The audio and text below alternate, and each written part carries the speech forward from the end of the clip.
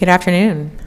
Thank you all for joining us today for our final City Council meeting for the month of June.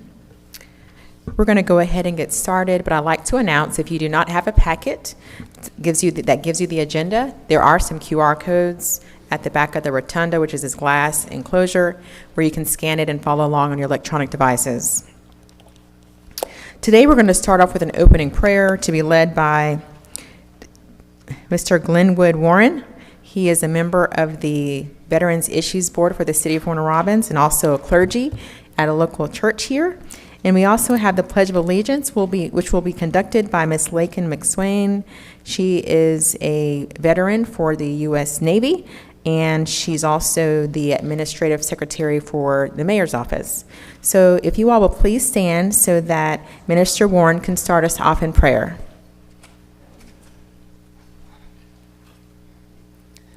Let us pray.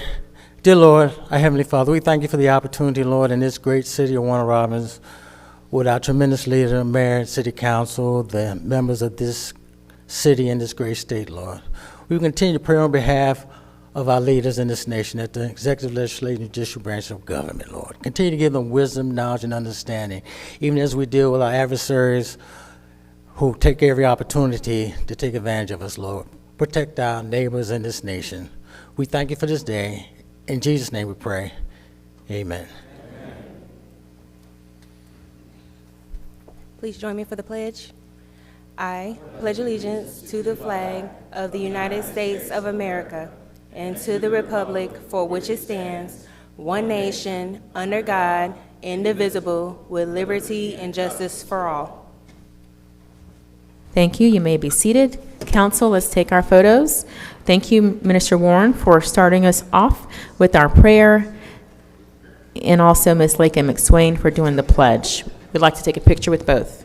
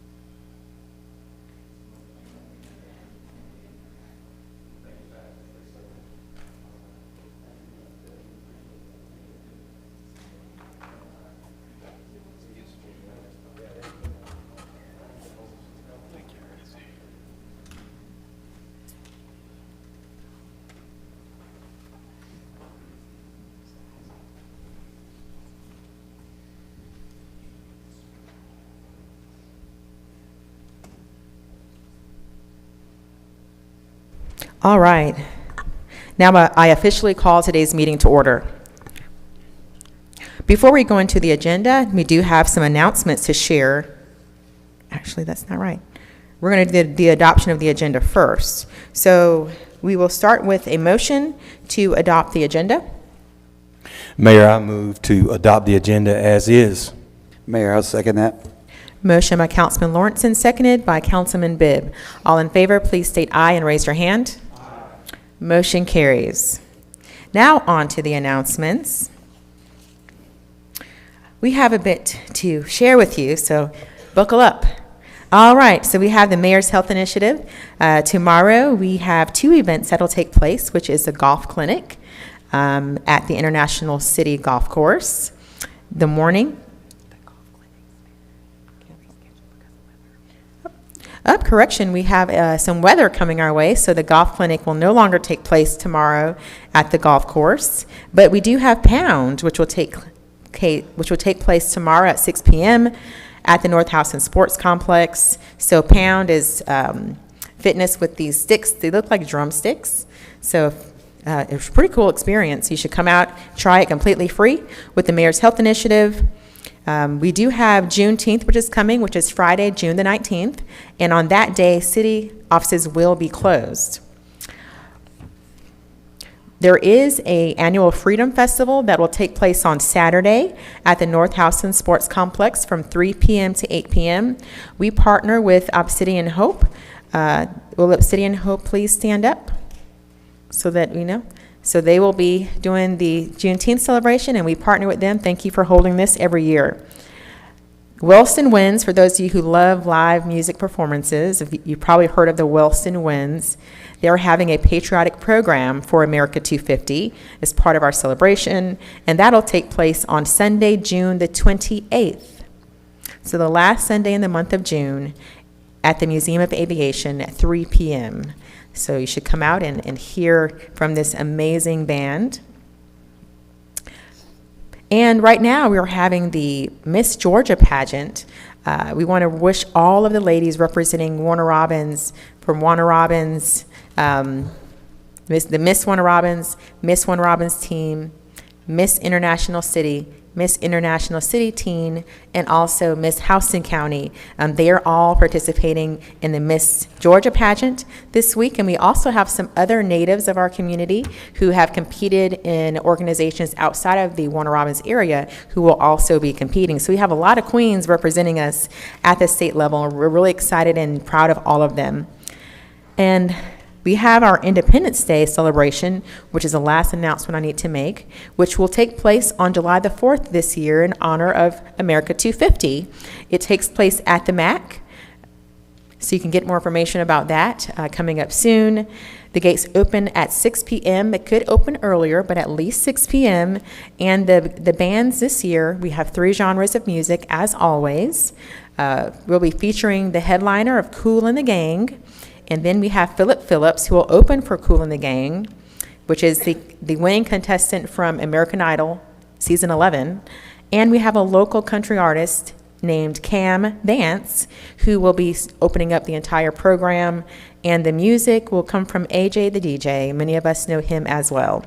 So a lot of great things happening in Warner Robins for the rest of the month of June.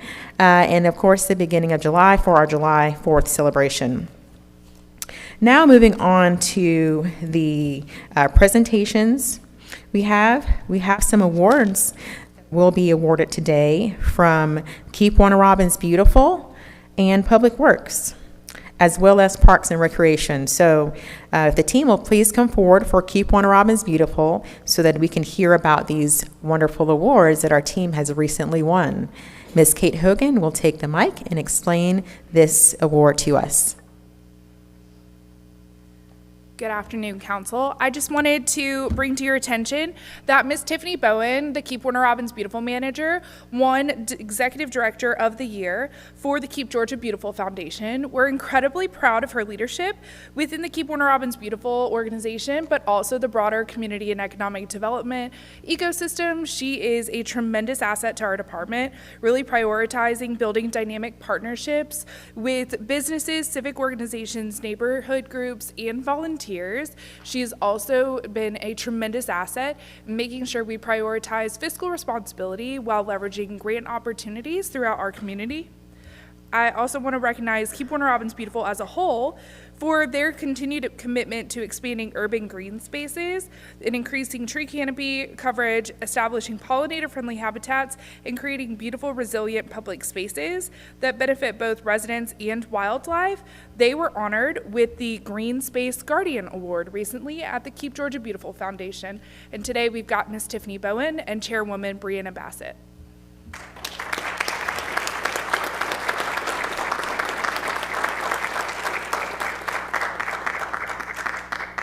Congratulations on your award. We're so proud of you and how you represent the city of Warner Robins and have a true passion for keeping our community beautiful inside and out.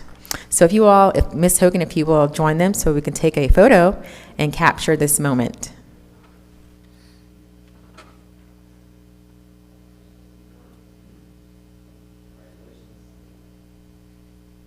Congratulations again.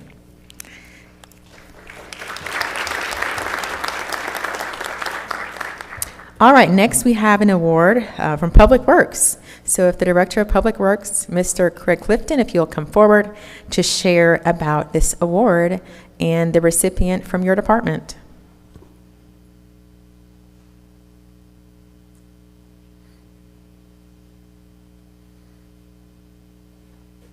Good afternoon.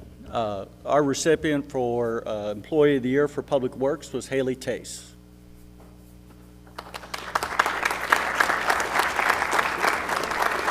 She was here.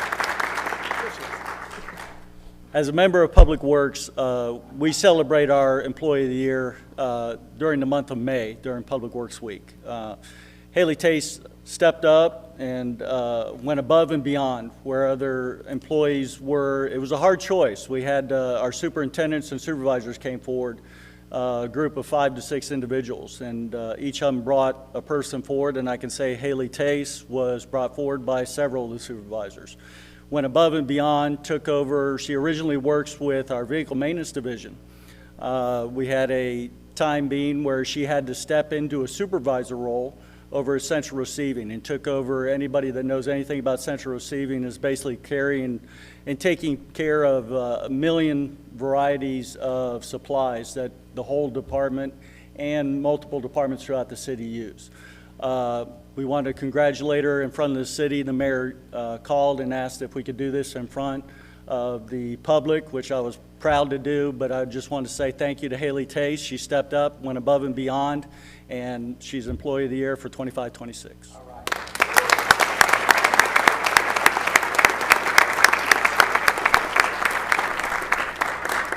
Congratulations. You all can take a picture. I know you took a picture with your award already. She has already received her award, but we still wanted to recognize her here at City Council meeting. Thank you so much for your service. All right, and the last award we have to announce comes from the Parks, Recreation, and Cultural Services Department. We recently added Cultural Services into our title, and I still get tripped up from time to time, but we have our director, Mr. Preston Puser. If you'll please come forward and explain this award.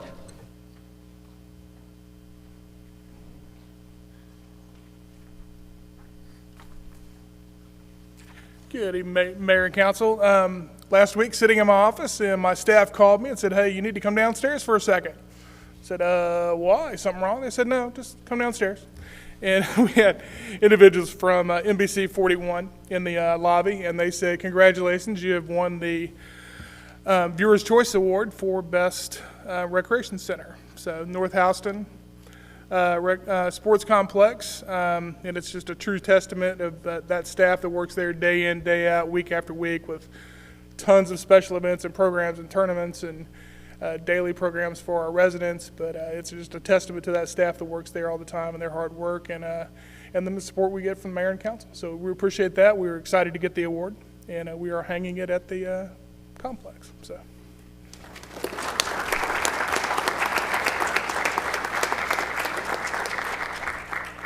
Thank you so much, Mr. Puser, you and your staff, for making sure we're always representing as best as we can for the city of Warner Robins. The amount of tourism that comes from that recreational facility will actually blow your mind. We have a lot of tourism, so that's why council and I have a big push to really continue to promote recreational tourism inside the city of Warner Robins. All right, so that's all for our official awards. Now we're moving into our proclamations and recognitions. We have a proclamation, just one proclamation today, and that's for America 250, and we have the Daughters of the American Revolution who are here to accept that. We also have a recognition of our sponsors for the 43rd Annual Independence Day celebration. Many of you are here in these chairs. We're so excited to have you join us today, and even more excited that we get to present this award to you for entrusting us with your investment to make our 43rd Independence Day celebration over the top. So thank you in true America 250 style. And we have a recognition for the Take Flight Tour participants. If you did not participate in the Take Flight Tour, then you have another chance when we do it next time. But this is our first time doing it. It went over very well in the community. I did the Take Flight Tour as well. It was very yummy. It's the tastiest flight I've ever had.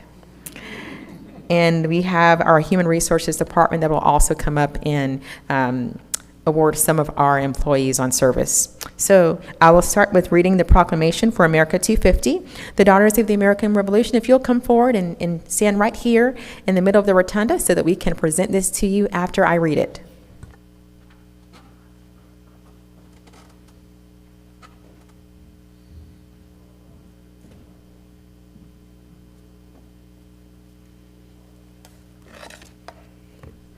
All right, thank you for joining us, ladies.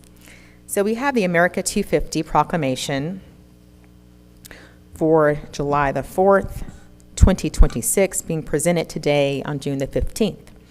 And it goes, whereas on July 4th, 2026, our nation will commemorate our semi-quincentennial anniversary of the signing of the Declaration of Independence. And whereas this milestone provides an opportunity to reflect on our nation's past, honor the contributions of all Americans, and reaffirm our commitment to the ideals of democracy and individual liberty. And whereas the state of Georgia, founded in 1733 as the last of the original 13 colonies, played a vital role in the struggle for American independence and was shaped by the courage and patriotism of Revolutionary War patriots and their descendants. And whereas, following the American victory and the Treaty of Paris of 1783, Georgia entered the Union as one of the original states and later became the fourth state to ratify the United States Constitution on January the 2nd, 1788, affirming its dedication to liberty and self-government.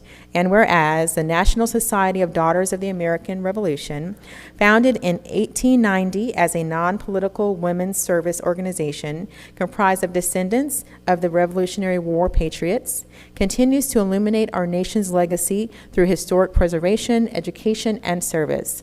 And whereas from the 250th anniversary of the Boston Tea Party in 2023 through the 250th anniversary of the Treaty of Paris in 2033, the Suki Hart chapter of NSDAR, along with the Georgia Daughters, honors the men and women who fought for American independence and commemorates the signing of the Declaration of Independence on July the 4th, 1776.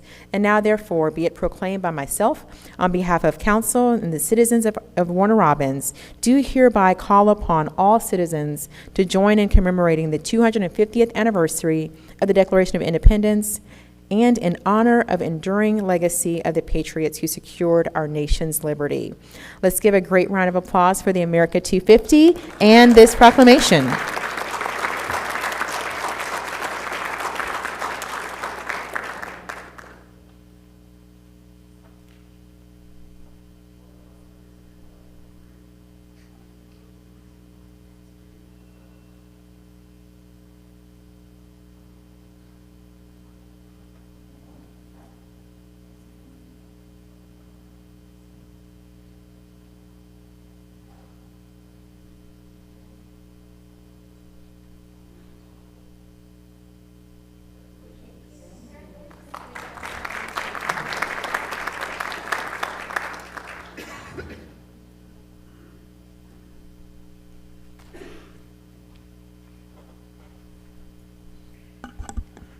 Next up, we have the recognition for our sponsors for this year's Independence Day celebration. And I believe we're going to have our clerk, Miss Mandy Stella, come up to identify and call out all of the generous sponsors we have in this room with us today. And I'll stand over and pass out the awards and take some photos. And Mandy, you take care of the podium.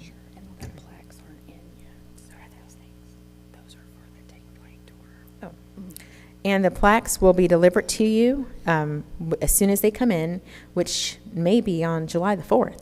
So we do appreciate it, but we're still going to take our photos with you if you would allow us that honor. Do you want council to come up for the photos too? Yeah. Council, if y'all will step up also, we'd like to include you all in the photos. As Mayor Patrick mentioned, it takes a lot of work and effort from not only the city for the annual Independence Day celebration event that we host, but a lot of buy-in from our sponsors and community. So with that said, we appreciate everyone's effort in everything that they do to help make this event successful. This is the 43rd annual Independence Day event hosted in Warner Robins. And so we're very excited to keep that tradition alive this year and for it to be hosted on July the 4th for America's 250. And these are in alphabetical order. It is not based on sponsorship level, but we would like, when your name is called, to come up and have a picture made with council. Central Georgia Technical College.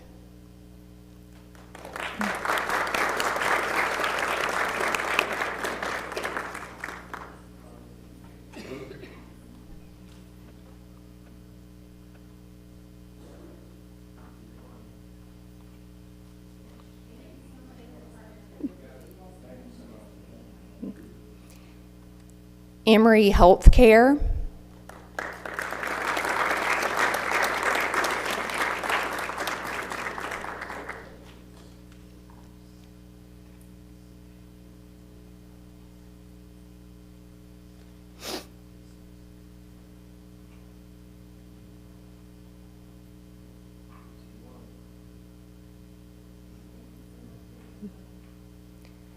Flint Energies.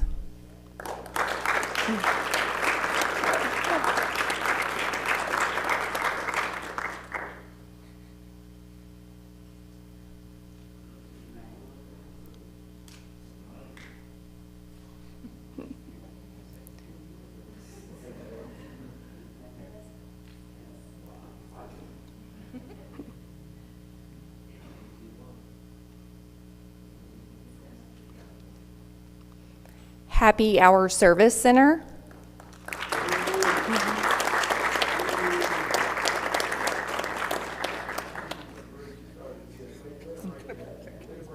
I know.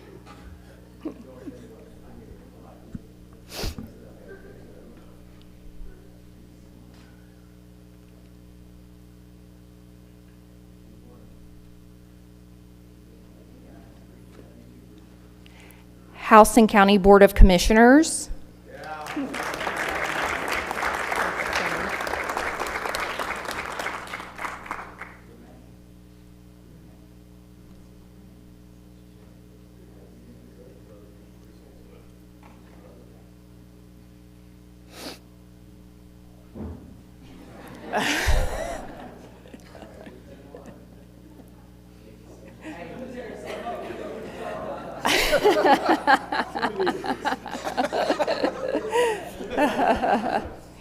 House and County Board of Education.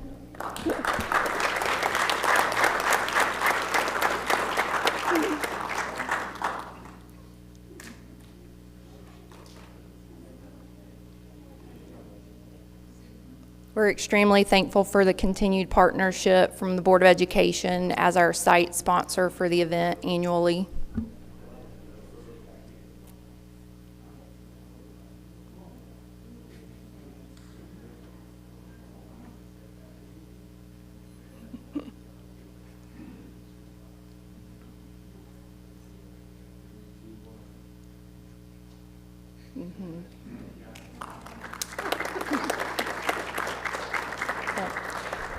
Middle Georgia Cogen.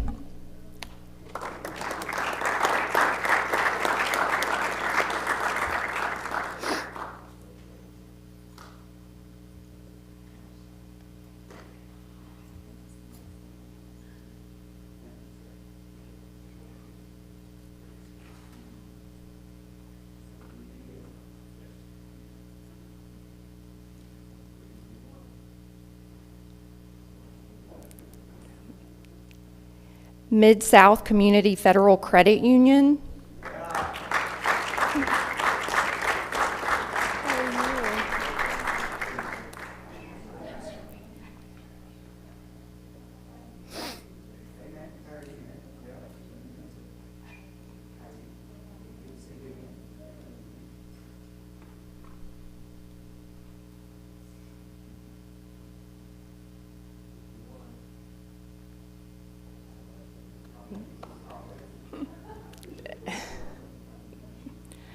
Props Seafood and Steakhouse.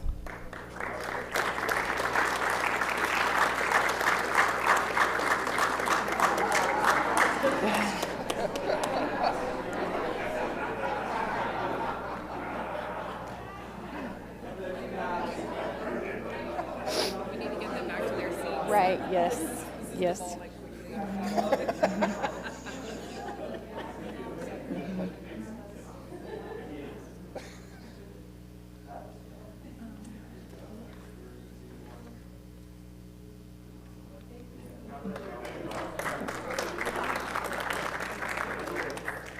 And last but not least, Robbins Financial Credit Union.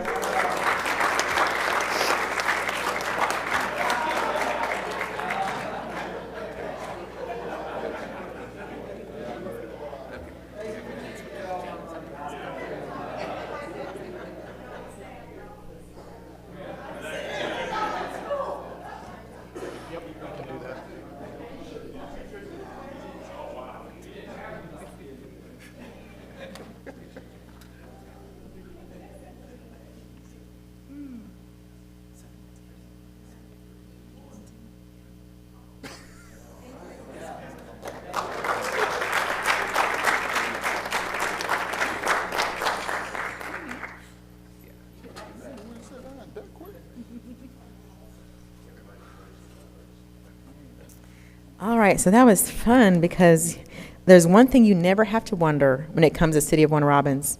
We always appreciate those who support us. And thank you so much for, again, you're sponsoring our event. We do not take it for granted, and we do appreciate each and every one of you. And you saw us laughing on the last one because we have this running joke that Councilman Holmes has taught just about everyone. And we stand correct. Proof is in the pudding once again. So, yeah, Councilman Holmes has such great impact. Now we have the recognition for the Take Flight Tour participants who are here in the room. And Ms. Kate Hogan, the Director of Community and Economic Development Department, will be presenting those.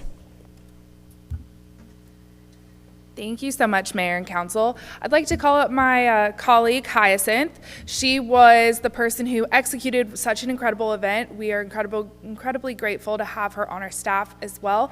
I'd like to also call up any of our businesses here today. If you guys would come on up, because we're going to give you guys a plaque and honor you, and then also take a picture with Mayor.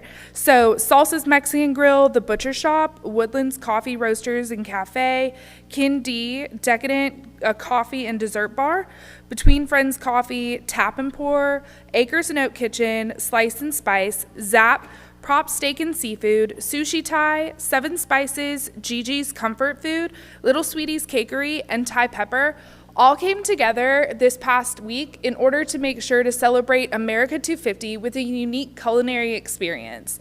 They offered an off-menu selection for individuals who are visiting our community or individuals who reside in our community to enjoy, and they definitely rose to the occasion. They had an opportunity to truly soar as far as their culinary talents go, and we are incredibly grateful after all of the hard work that they've put in. A lot of these restaurants for our Burger Week over the past 2 years, we were excited to take a little spin on it.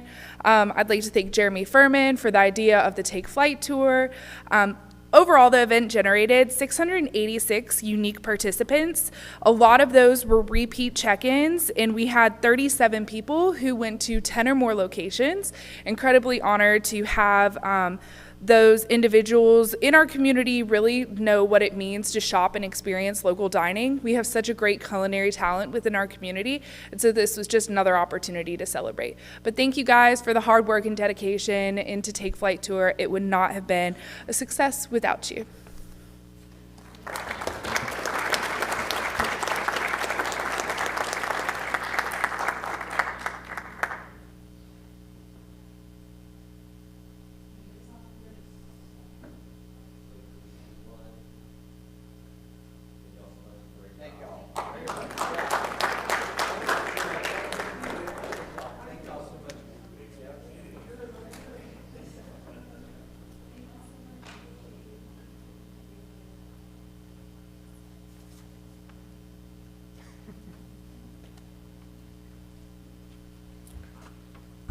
All right, and next we have awards from our Human Resources Department. Ms. Melanie Byers, who is the Director of Human Resources, will come up to present these awards.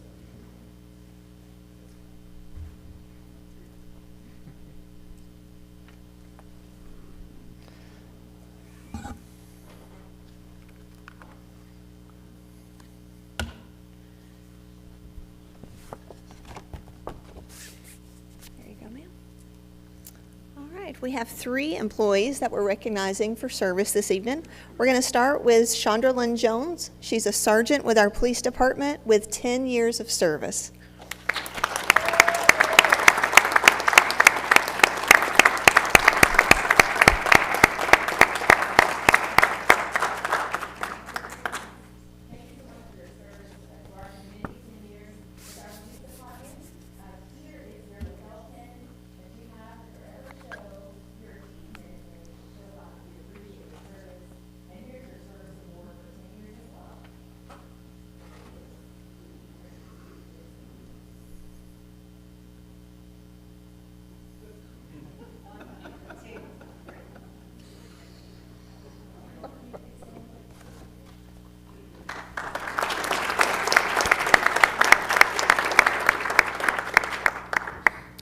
Next, we have Miss Allison Leno. She's the Assistant Purchasing Agent in our General Administration Department with 20 years of service.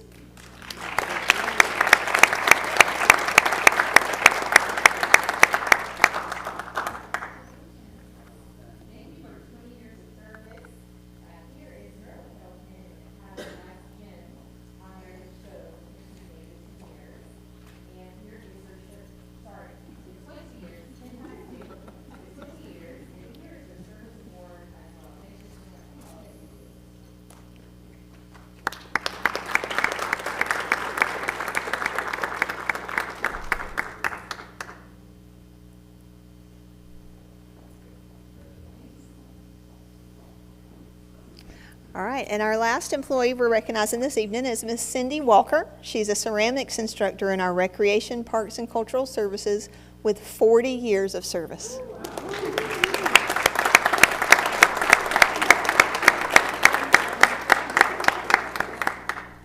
We definitely don't see many 40-year achievers here.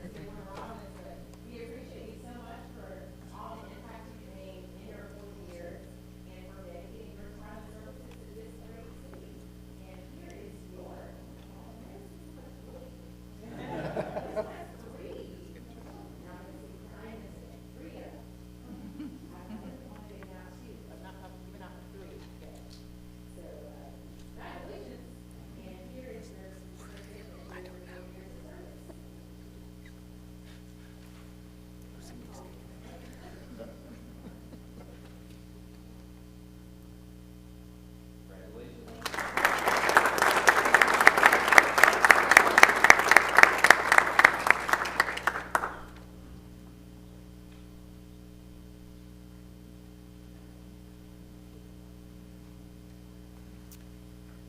All right, and the very last thing on our presentations, awards, and presentations is something that we unveiled back when we did our State of the City, which is in March of this year, which is City of Warner Robins. We celebrate our birthday in March, so we have our State of the City, and we unveiled something really phenomenal.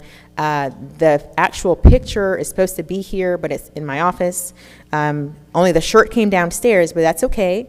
because we can show you what the shirt looks like. And Kate, actually, Ms. Hogan, she actually did this project, which was showcased at our State of the City. So I want you to come up and tell them how we got to this. And then we also have a little bonus. We have someone in the community that has a business who is here who also developed a design for a shirt, a celebration of America 250. So Kate, if you'll talk about this one, and I'll invite the business owner who did this shirt up for a quick 1-minute comments from him, and we can move on to the next thing. I can't take full credit for this t-shirt because it really was a creative conversation between Jeremy Furman and I about an opportunity to just showcase the incredible community assets that we have in the city of Warner Robins. This limited edition patriotic t-shirt was available as our Take Flight Tour surprise, and then we are excited that there will also be some t-shirt giveaways at our Independence Day concert. But yes, it is a beautiful t-shirt that is from a local artist, Natalie Bradley, who also works for Flint Energies, and it showcases a water tower, the MAC, the Museum of Aviation, some of our great commercial locations like Buc-ee's, and then we've got McCall's and also our train depot. So just a good, hopefully, snapshot of the city of Warner Robins, something that you guys feel pride in, because we as City of Warner Robins employees and elected officials feel pride in our community every day, and just want an opportunity to showcase that on the back of a commemorative t-shirt for our 250th.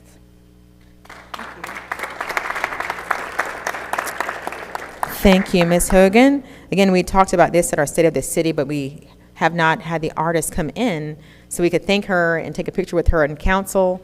So that was our lost opportunity, but America 250 is all year, so we'll do it later.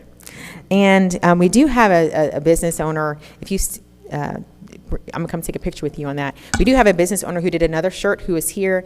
I'll take the picture there, then I'll invite him up to say a quick 1 minute or less remark, and we'll move on.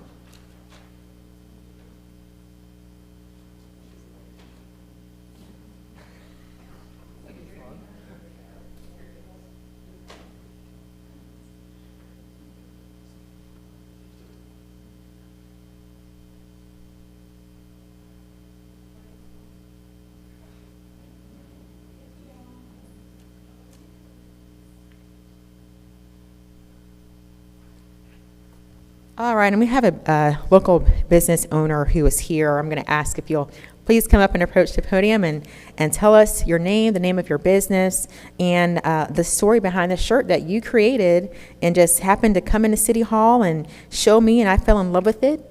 And I think the rest of the city should learn about this shirt and how they can get one as well if they'd like. Okay.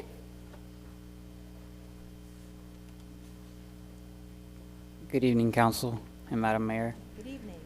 My name is Logan Smith. I'm the owner of Legends DTF Prints here in Warner Robins. We started this company, me and my wife, when we found out we were going to have our first child. I'm 25 and she's 23. We decided to come up with a 250 America shirt representing Robins Air Force Base and the celebration of America's 250. My family is from the military. That's why we're here in Warner Robins. My grandfather retired here. And so I thought it would be a nice opportunity to show and tell or explain our inspiration for America's 250th birthday.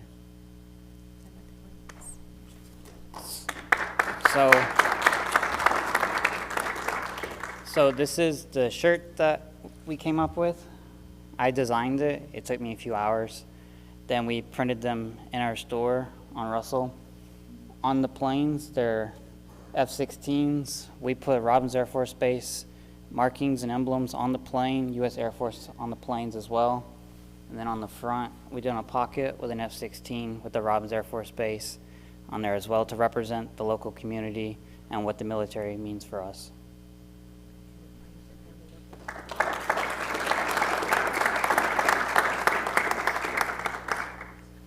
So there's 6 variations of shirts. Most of my family works on Robins Air Force Base. All of our close friends work on Robins Air Force Base.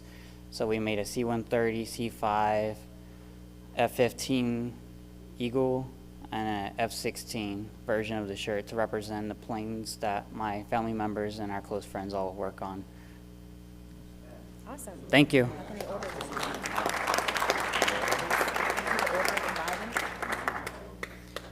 If anybody's interested in a shirt, they're for sale on our website, and we have a store located at 510 Russell Parkway.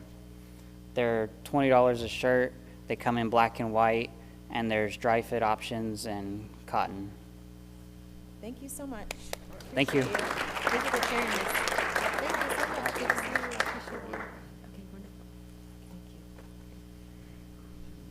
Thank you. All right, so I'm going back to my seat, and we will continue.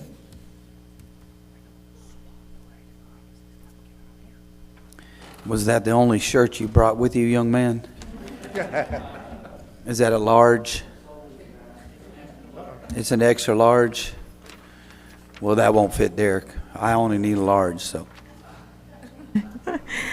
Well, thank you all, and again, to anyone who was here to be acknowledged for our Independence Day sponsors, our Take Flight tour, our proclamation, and others, please take your opportunity to exit before we get down to the business. And the others of you can move forward if you so wish.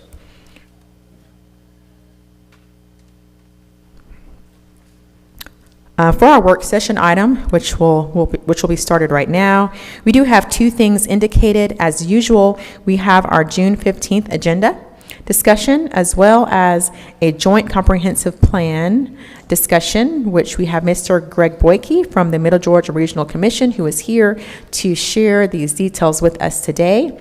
We are going to start with the joint comprehensive plan first, so that he can do his presentation and then be able to go to his home or on to the next meeting. So thank you, Mr. Boyke, and for the staff of Middle Georgia Regional Commission for bringing this to us today.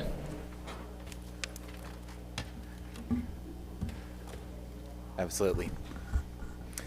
Thank you very much, Mayor and Council. Again, my name is Greg Boyke from Middle Georgia Regional Commission. I'm joined by my colleague, Ms. Kirsten Layrock, with us here today as well, and want to appreciate the continued support from the city and your whole city staff, especially Ms. Hogan, with all of her hard work to help promote the comprehensive plan update that is currently underway. So this evening we wanted to take a brief moment to give a bit of an update on the process, where we're at, and what is coming up next, as well as answer any questions. I know for many of you, the first couple slides will be old hat because we've gone over this before, but for anybody who may be joining us for the first time, as you all may know, the comprehensive plan is a long-term policy document that helps guide growth and development for the city of Warner Robins and for the other communities here in Houston County. Every single local government is required to have a comprehensive plan and must update it every 5 years. This update will be due by February of 2027. And communities may choose to work together on these comprehensive plan updates, which is what the cities of Warner Robins, Centerville, and Houston County have decided to do as part of this plan update process. So hopefully this document is something that helps to provide strategic direction for the community, helps to highlight where federal and state funding can be best applied within the city of Warner Robins to further our efforts here locally, and help shape that development vision for the work that's done by our development authorities and boards, our Planning and Zoning Commission, as we all work together as part of this Team Warner Robins to promote smart growth and development here in the community. So the comprehensive plan touches on a number of topics here that you can see, ranging from economic development and workforce all the way down to land use. It is truly comprehensive in nature, hence the name. And so we look forward to talking about many of these topics here over the next couple of months as we continue to build this plan process. We start at the broad level with goals, get into the needs and opportunities that help us meet those goals, and then get to the most granular level of detail, the short-term community work program, which is the specific actions and projects that the city will be undertaking over the next 5-year period in order to implement this plan. So where are we now? We are in the heart of our public listening sessions and activities, which is why we really wanted to get here today to spread the word about all of these opportunities that are coming up. We are going to have 2 town halls on each of the 4 topics you see up there on your screen. The meetings will be largely the same regardless of which location you go to, but we wanted to have different dates available as well as different locations, recognizing that some areas will be a little bit easier to access than others, so we want to be convenient. And that starts this Thursday, June 18th at the Houston County Annex with our Jobs and Housing Town Hall. We'll also do a Jobs and Housing Town Hall here at Warner Robins City Hall on June 24th. We have a pair of town hall sessions on transportation and land use. We're going to host one of those at Centerville City Hall on July 9th, and then a second one of that on July 14th at the Central Georgia Technical College Health Sciences Building. That's the Sonny Watson building down off of 96. Then we have our Public Safety and Public Works Town Hall meetings. One of those will also be here at Warner Robins City Hall on August 6th. And we'll go down to the Houston County Government Building on Kings Chapel Road on August 11th. And then we will end with a pair of arts, recreation, and culture-focused town halls. One of those will be hosted at the North Houston Sports Complex, and the other one at the Tommy Stallnecker Aquatic Center. And so we really want to get as much public input at these meetings as possible. We have activities that are planned for each one, some interactive events. We'll have some maps and stuff that you can look at and play around with, and hopefully all sorts of things that help you share your vision of what you want to see here within the broader community of Houston County, the city of Warner Robins, and city of Centerville. So these are upcoming events. We have a handout that we passed around to folks as we were getting started here with these meeting dates, and we hope that you will be able to join us for that. We also invite you to visit our booths and share input as we continue to be out at some community events. So if you stop by either the Independence Day celebration in Centerville or the one here in Warner Robins, we will have a booth up. Look for us, say hello, stop by, and share thoughts about the community as well there too. We also are continuing to have a variety of meetings, as I mentioned earlier, with the several boards, authorities, and task forces that are working here in the city of Warner Robins. And we'll be having dedicated steering committee meetings as well too, that each of you in your capacity as members of council will receive an invite to. You're certainly not required to attend, but we would love to have you if you would like to join us. The first one of those broader steering committee meetings will be July 16th at the Houston County Annex talking economic development. We'll have one on transportation July 29th here at Warner Robins City Hall. We also have a series of land use meetings that are scheduled, one which will focus on the Peach-Houston I-75 corridor area, July 28th, which will be hosted at Flint Energies at their brand new building on Electric Avenue, that's what it's called. So if you would like to join us for that one, we'll have one focused on the central and southern portion of Houston County, August 3rd at the Houston County Annex. We'll come here August 6th for a land use meeting that focuses on the Warner Robins core and areas around Robins Air Force Base. And then we will close on August 12th with a land use meeting at Centerville City Hall focused on Centerville and the surrounding areas of northwestern Houston County. And the purpose for all of these meetings is we want to be able to get folks from city, county together in the room to talk about where our land use intersects, because that's the beauty of having a joint plan is we get to talk about those types of things together and work towards solutions together. So we have additional meetings that we are working to get on the books that will come at this point from mid-August beyond throughout the month of August and into the month of September a little bit. Those are not scheduled yet because not everybody knows their calendar that far out. But be on the lookout for those meetings as well as for emails and invites to all of the meetings that I previously mentioned there just a few moments ago. These sessions, especially when we talk about the stakeholder and steering committee sessions, are really important for us to refine the list of needs and opportunities and to start identifying the types of projects that are going to go into the City of Warner Robins individual community work program so that we can all have together this document that helps to prioritize the actions that you want to take, when you want to take them, and where you want to take them. So we can appreciate your continued support for this process, and we encourage everybody to attend meetings, to participate in or attend or promote these public engagement sessions that we have the opportunity to do, and to complete the online survey, which is still live. We are closing in on 600 responses to that survey now, which is very exciting, and we want to see even more of those. If you have not had the opportunity to take it, you can take out your cell phone right now and scan the QR code up there on the screen. You also have a handout that we passed around earlier that has that same QR code. Might be a little bit bigger or easier to see, but we encourage you to please take our short survey as well. We promise we are respectful of your time with it so that we can get input, because all of that, everything we hear informs the steering committee meetings, informs what we do in our conversations with the mayor and council and key city staff to help move this planning process forward.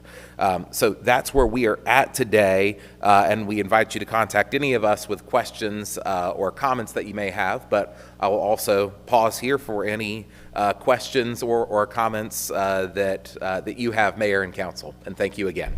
Thank you, Mr. Boyke. I know I have a quick question. I kind of like to break things down to layman's terms so the average citizen understands why it is important for them to participate and what their participation means. Like, what is the impact of their participation? Because if they truly understand that, we'd probably get more people to participate. So could you break it down, why they need to participate and what's the potential impact of their participation, please?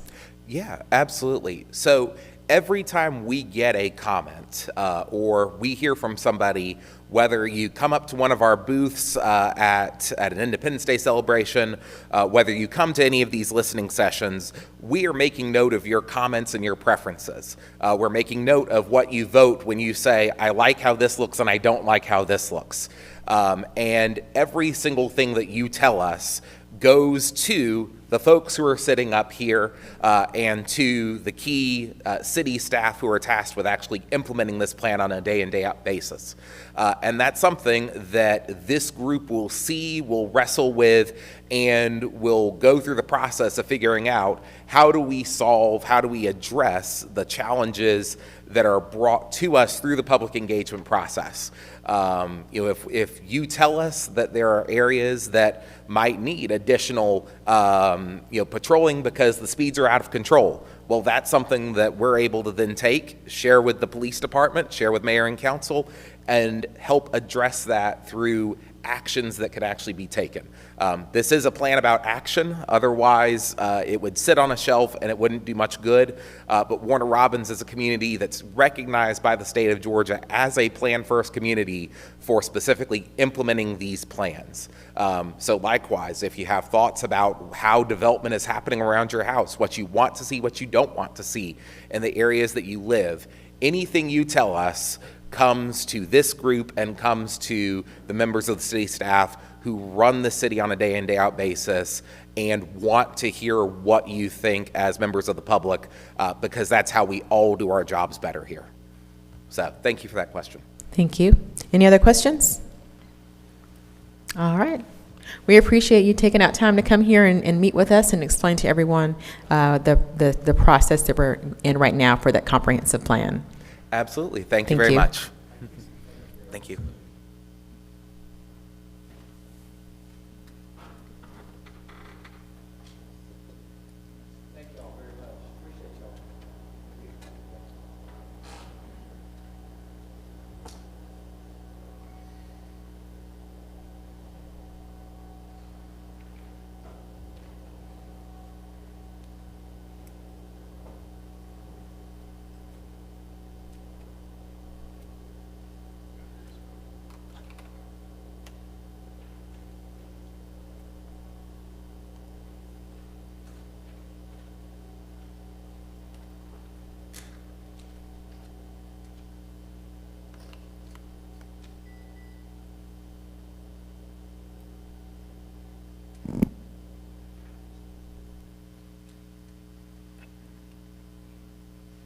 All right, now we're going to have our discussion of the agenda. Mr. James Drinkard, our city administrator, will begin us on this.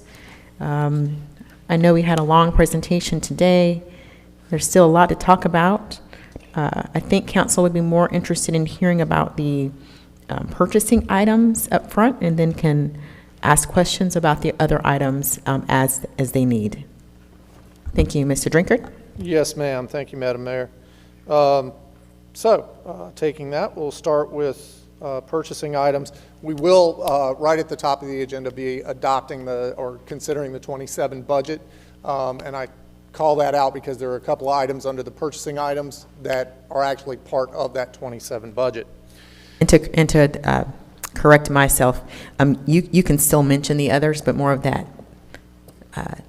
more of the detail would come from the consent agenda and the purchasing items. Yes, ma'am. Than the resolutions. Okay, very good. Thanks. All right, so I'll jump back to the 27 budget. As you all know, and hopefully as the public knows, we've had 2 public hearings already for the 27 budget. We've gone through that in detail.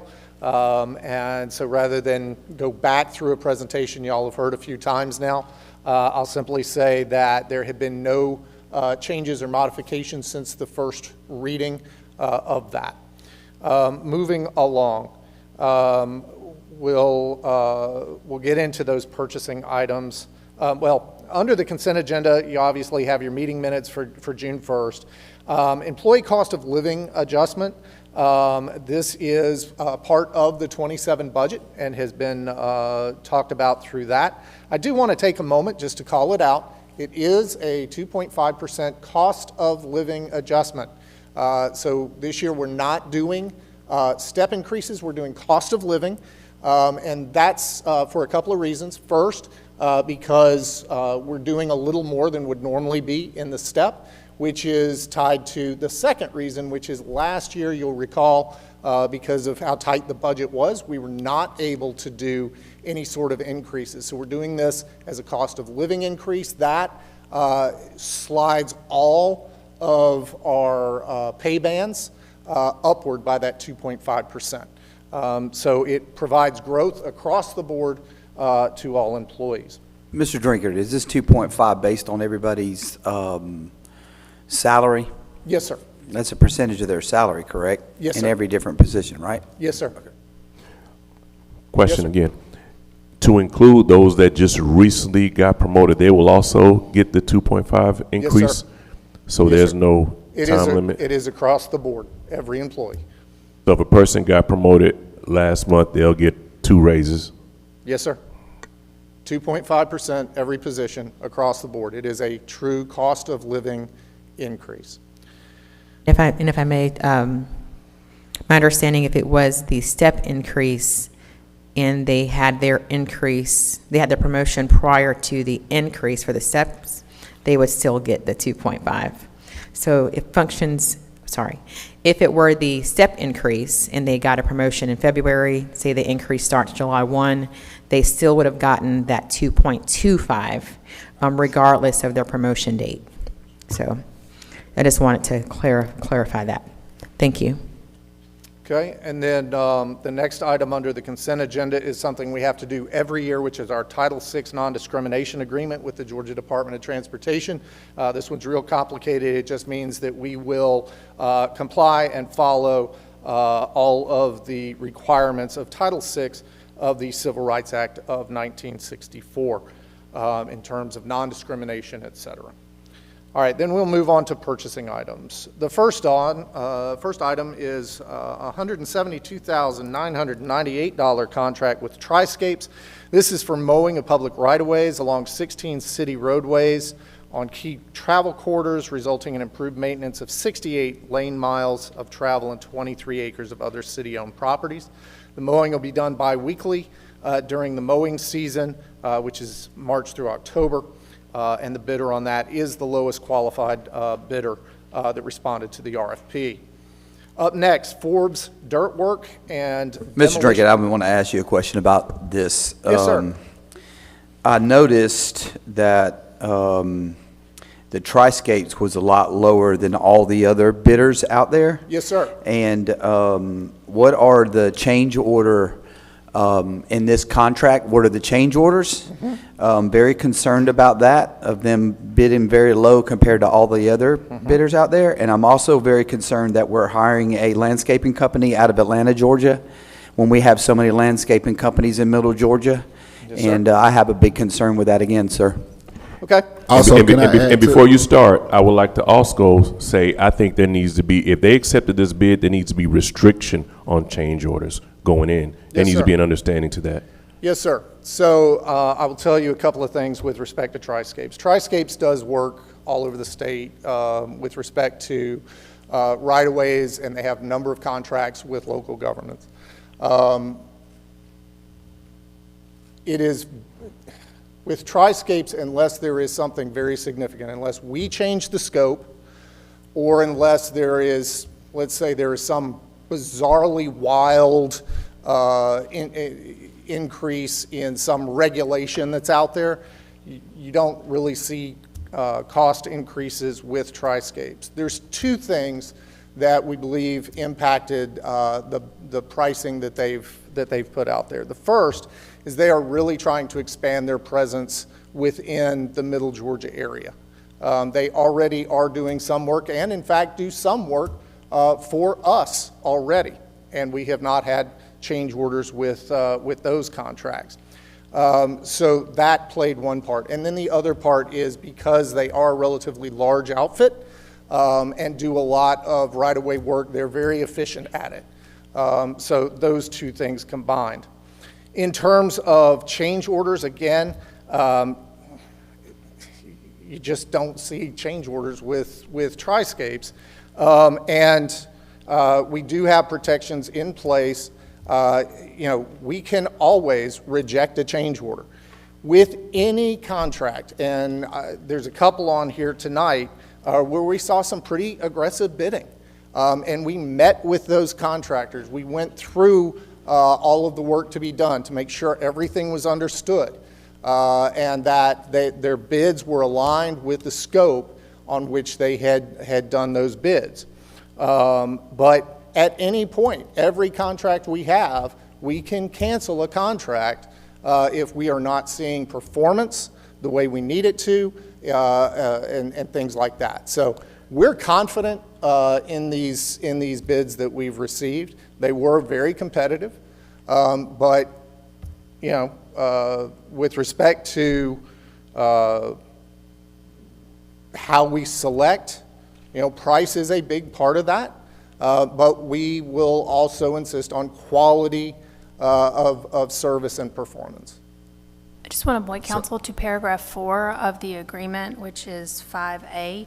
It is the city's standard contract agreement used with many of its vendors, so it was not a contract provided by the vendor in this case.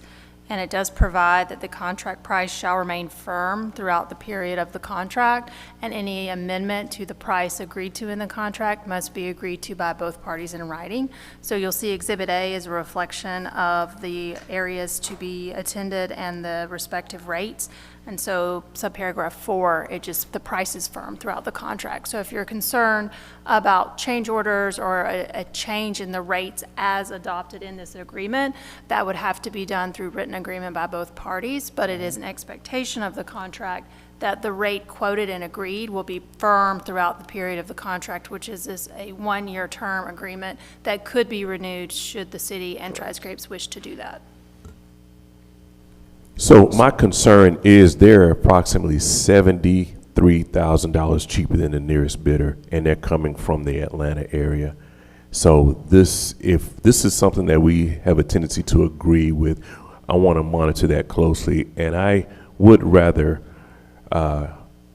patronize a local vendor if there was one that were to bid on this. So I do have concerns there. Councilman, I will say that, you know, we do have a local vendor preference. This has been a topic that's come up in the past. However, a local vendor preference is not going to make up $70,000. It's just not. Councilman Lashley? But we do have, Sorry, raises his We've hand been first. we've been under contract with them since June 16th of 2025, correct? For other things, not, yes. Has there been any change orders, any issues with performance, anything at all in the past year that would indicate anything to be alarmed or concerned? No, sir. Okay. As far as the bidding goes, they are a large company. I'm very familiar with them. And the reason why they're able to do what they're able to do is because of the amount of employees and equipment and services that they provide. So I think $73,000 as opposed to a local vendor, which, I mean, I don't really know of anybody that's local here that has the capabilities to do that. I've had people approach me about it and say, I want to do Watson Boulevard. It doesn't work that way. We need every road that we need done by them to cover for our public works to handle the other side. I'm not really seeing anything in the contract that's alarming me like that, but I feel like in our previous ventures into contract work, there's only been a few vendors that we've dealt with that we've had major issues, and we really haven't dealt with them a whole lot lately. But yeah, I'm just glad. I know, who's been doing the Watson Boulevard? When we can get to it, our staff has. Yeah, and that's, you know, I mean, that's the thing. Of course, we're getting rain every day. We got Bahia most all over the place. It grows in 24 hours. So I think, honestly, the responsibility is on saving the money. I don't doubt that Triscapes can handle the workload. And if they're wanting to build a presence, then that just sounds the alarm for all the other companies that maybe they need to rethink their pricing structures. So yeah, that would be hard on a small company to do that, absolutely. But something that, you know, you said something that raised concern with me. You said all the qualifying vendors. So there was vendors that actually applied for it and did not win it because of they weren't qualified, or was it because of the pricing? So when I say qualified vendors, and I'd have to go back and look at this particular one. When I say qualified vendors, you may have a vendor who they did not bid on the full scope of services. That's usually the most common one. Sometimes it's a vendor that does not have the appropriate licenses, appropriate insurance, things of that nature. But it's usually one of those. So but we're not notified about those bids? If they are not qualified vendors, if they didn't complete the scope of services, something like that, they would be disqualified. If we do not have sufficient qualified vendors to move forward, then we would have to rebid the entire package, reconsidering scope of services or other requirements. So everyone on the bid tabulation sheet on Agenda 5A were qualified? Yes, sir. Yeah, I just noticed that it's actually, they've been doing our stormwater. Yes, sir. Detention and retention ponds. I know there's about 4 of them within about 300 yards of my house, and they've done an excellent job on those. So I have no problem with them. So you say, so they have a retention, they're working with Mr. Craig? Mm-hmm. Actually, he's back there.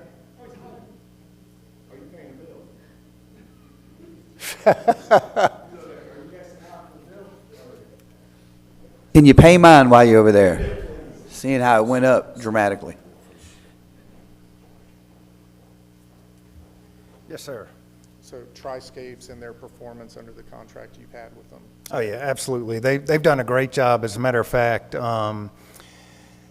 we are expanding their services with us for Russell Parkway and House and Lake Road because we just have taken that over from the county. And they've just done a great job for us. They come quarterly. We have not had to call them back for any, well, at the very beginning we did, but just to make sure we were getting what we wanted.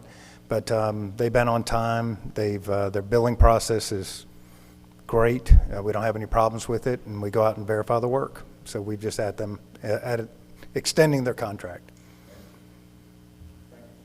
Thanks, Rick. Question? Craig. I noticed on E, and I want to jump to E, I noticed we're going from Triscapes LLC on A, and then down here on E, we're going to Dixie Landscape Company. Yes. So in the past, we've had a company called Dragonfly that has done all of our pond maintenance, 2 different types of maintenance. And so when we went out for bid this year, because it was time, Dragonfly has done an outstanding, exceptional job for us. The price was such a big difference. It was $87,000 less per year by going with Dixie, who was also local. They also do the ponds for the county. I reached out to the county and spoke with the county representatives, and they've been very satisfied with how they manage and do the retention pond work. So we thought we'd give them a shot. You're saying Dixie was cheap? No, they were cheaper than the company that we currently have for ponds. Triscapes did not put in a bid for the pond maintenance work for stormwater because it was probably out of their realm of work of what they do, either road right-of-way or ditch cleaning. It's a little different process. Oh, because did you just say, correct me if I'm wrong, did you say that Triscapes had done some pond work as well? No. Ditch drainage. It's a completely different process because there's EPD guidelines to follow with mowing heights, also inspection processes and everything else. And they did not come to the table with a bid, unlike a few of the other folks. Does any of the work that either Dixie Lawn and Landscaping would do or Triscapes would do include areas like the Bagall, for example? Triscapes does that for our overpasses along the Bagall, and they've been doing that now for going on 3 years. And like I say, we had another company that was doing it that was local. They didn't perform, and then we gave Triscapes an opportunity to come in and see what they could do, and they've done a great job since then. That it is all along the Bagall, so they follow the guidelines of the EPD guidelines and the disturbance guidelines for the Bagall. Thank you. And Any so other questions for? Oh. Dixie did not bid on the right-of-ways? No, sir, they did not. And we were actually a little surprised by that because they do right-of-way maintenance for the county. And we were a little surprised that they chose not to, but they did choose to not submit. Mr. Craig Woodyard, I have a question. Yes, sir. Per our conversation and email traffic with Chuck Circle, that stormwater area there, would this be the company that you would seek to contract to clean that up? Because I remember you mentioned something about contracting that out as well. Would those services be included in that area?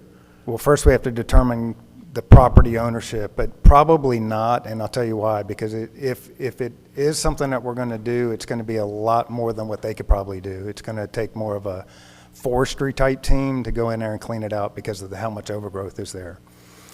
We had to do that on Russell Parkway about 3 or 4 years ago. We had to get a bigger team that had bigger equipment that could grind down everything so that we could get it under control first, and that would be a little more than the scope of work of what typically Triscape could do.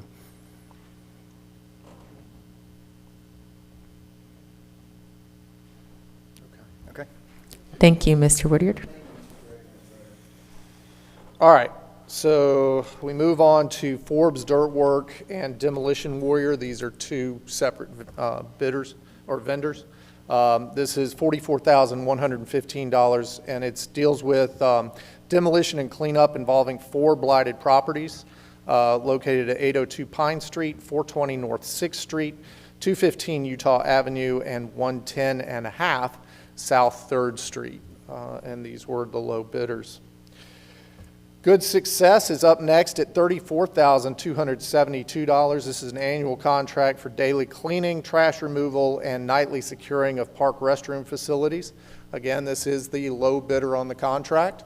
The thought process here being that each night, as we shut the parks down, crew would come in, clean the bathrooms, prep them, lock everything up so that they're nice and ready to go the next day.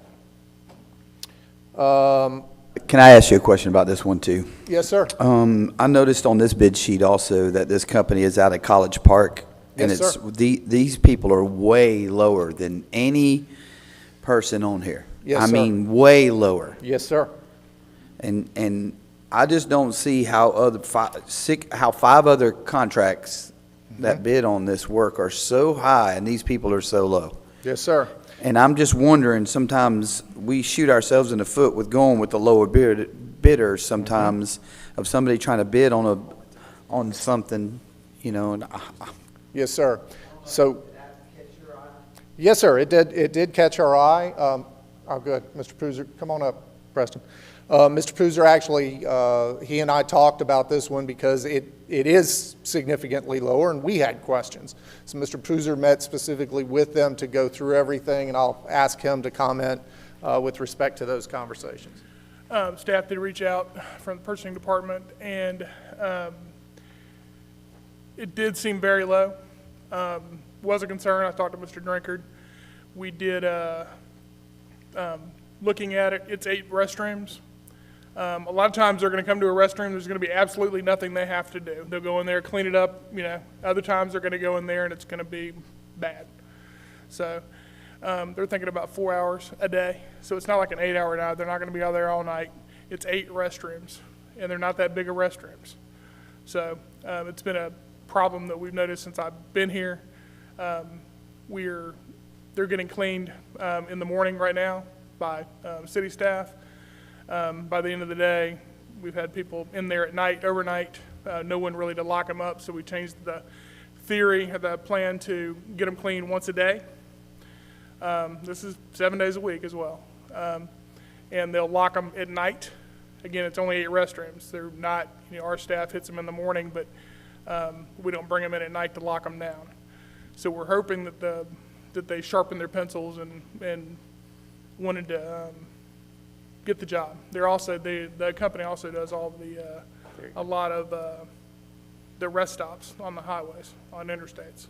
So they're a pretty big company. They're a pretty robust company. It was one of those things where we said, you know what, if they can't get it done, I can always fire them. Correct. I mean, I hate to say that, but it is what it is. You know, it's only 8 restrooms, and our staff hits it, you know, in a few hours in the morning, so it's a daily thing. The benefit to us is they will get locked down at night, and then our staff will go out in the morning and unlock them. They'll know whether they've been cleaned, if there's been a problem, of vandalism or something like that, and we'll make those reports and get it fixed. So. And because this crew is already operational in the area, this is kind of an add-on business for them because they have crews working in the Middle Georgia area. So it's just an add-on. It's not like they're coming every day from College Park. We definitely had the same thought. I was like, man, there's got to be something wrong. But well, that makes a little more sense. But you say what? I hate to get in the weeds, but I want the bathrooms open up at what time and close at what time? we will open them in the morning. Staff is at, they're getting up about 6:30 or 7 in the morning. The restrooms are getting open currently right now. And our staff would still, city staff would still be doing that. And then theoretically, they're going to come in the morning and open up a clean restroom that was clean the night before.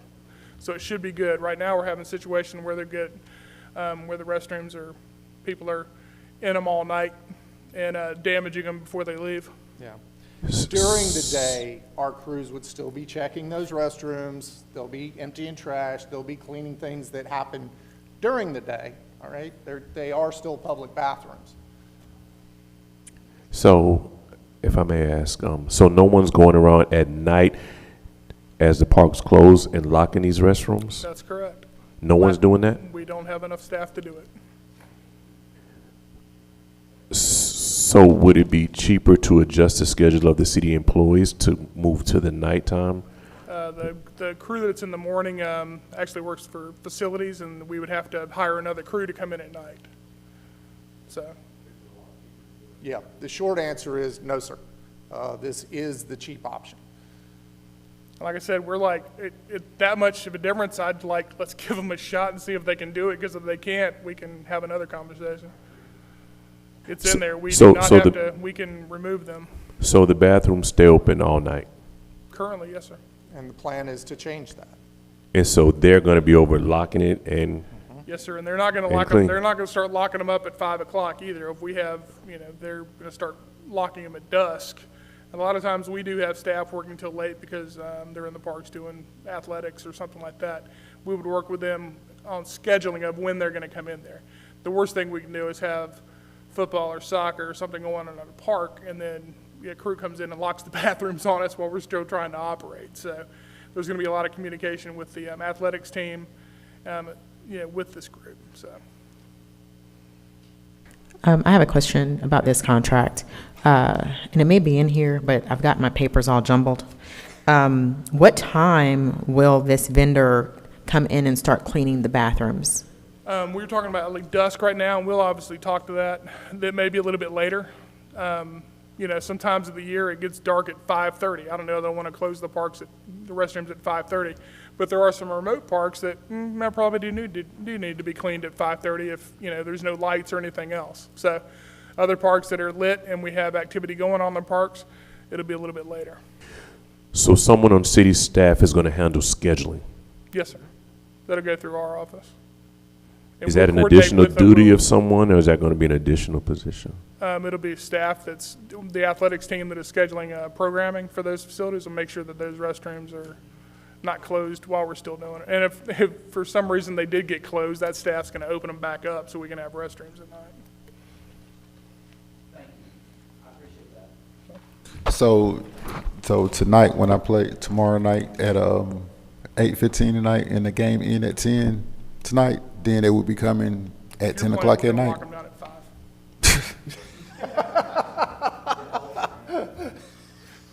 Yes, sir. It's going to be some scheduling issues to where we'll do that. Yes, sir. Softball, yes. Yeah, softball, stuff like that. These are all the outdoor parks. So yes, sir. We'll have to work on scheduling with them. So. Again, gentlemen, what we're trying to do is find ways to elevate service as economically as we possibly can from an operational standpoint. Yes, The sir. only concern I had with it all, and I'm not saying that there isn't a need for what you mentioned. I just want to try to find a way to get our local entrepreneurs involved in city services, if that's possible. Yes, sir. And look, we're trying to get more local vendors to bid projects, to bid effectively, right?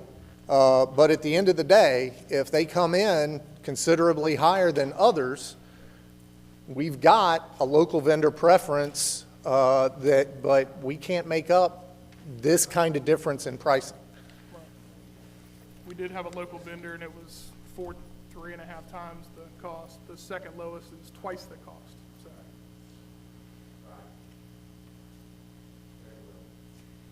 Okay. And I did check the contract, and there is also that verbiage that I want to see on every construction contract, every performance contract that we can, especially when there's concern as to the unusually low bid, is to make sure that we are preventing them from making change orders, which we know the city has been burned a few times with those types of things, and I do see it inside of our form agreement, again, clause number 4, but it does allow for a 3% increase annually on the anniversary of the effective date, if in fact the option year is executed by the city of Warner Robins. And if we decide we don't want to do the 3%, then we don't have to award that next year. Correct.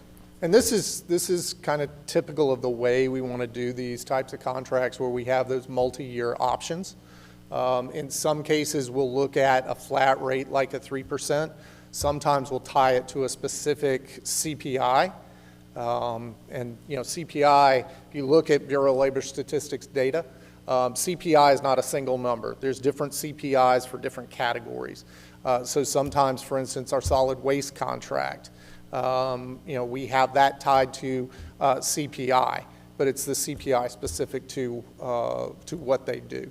You mean continuous process improvement for those that don't CPI, know? Consumer Price Index. Okay, because Yeah, we're that talking means something price, not else. process. But I will say we're always looking for continuous improvement, sir.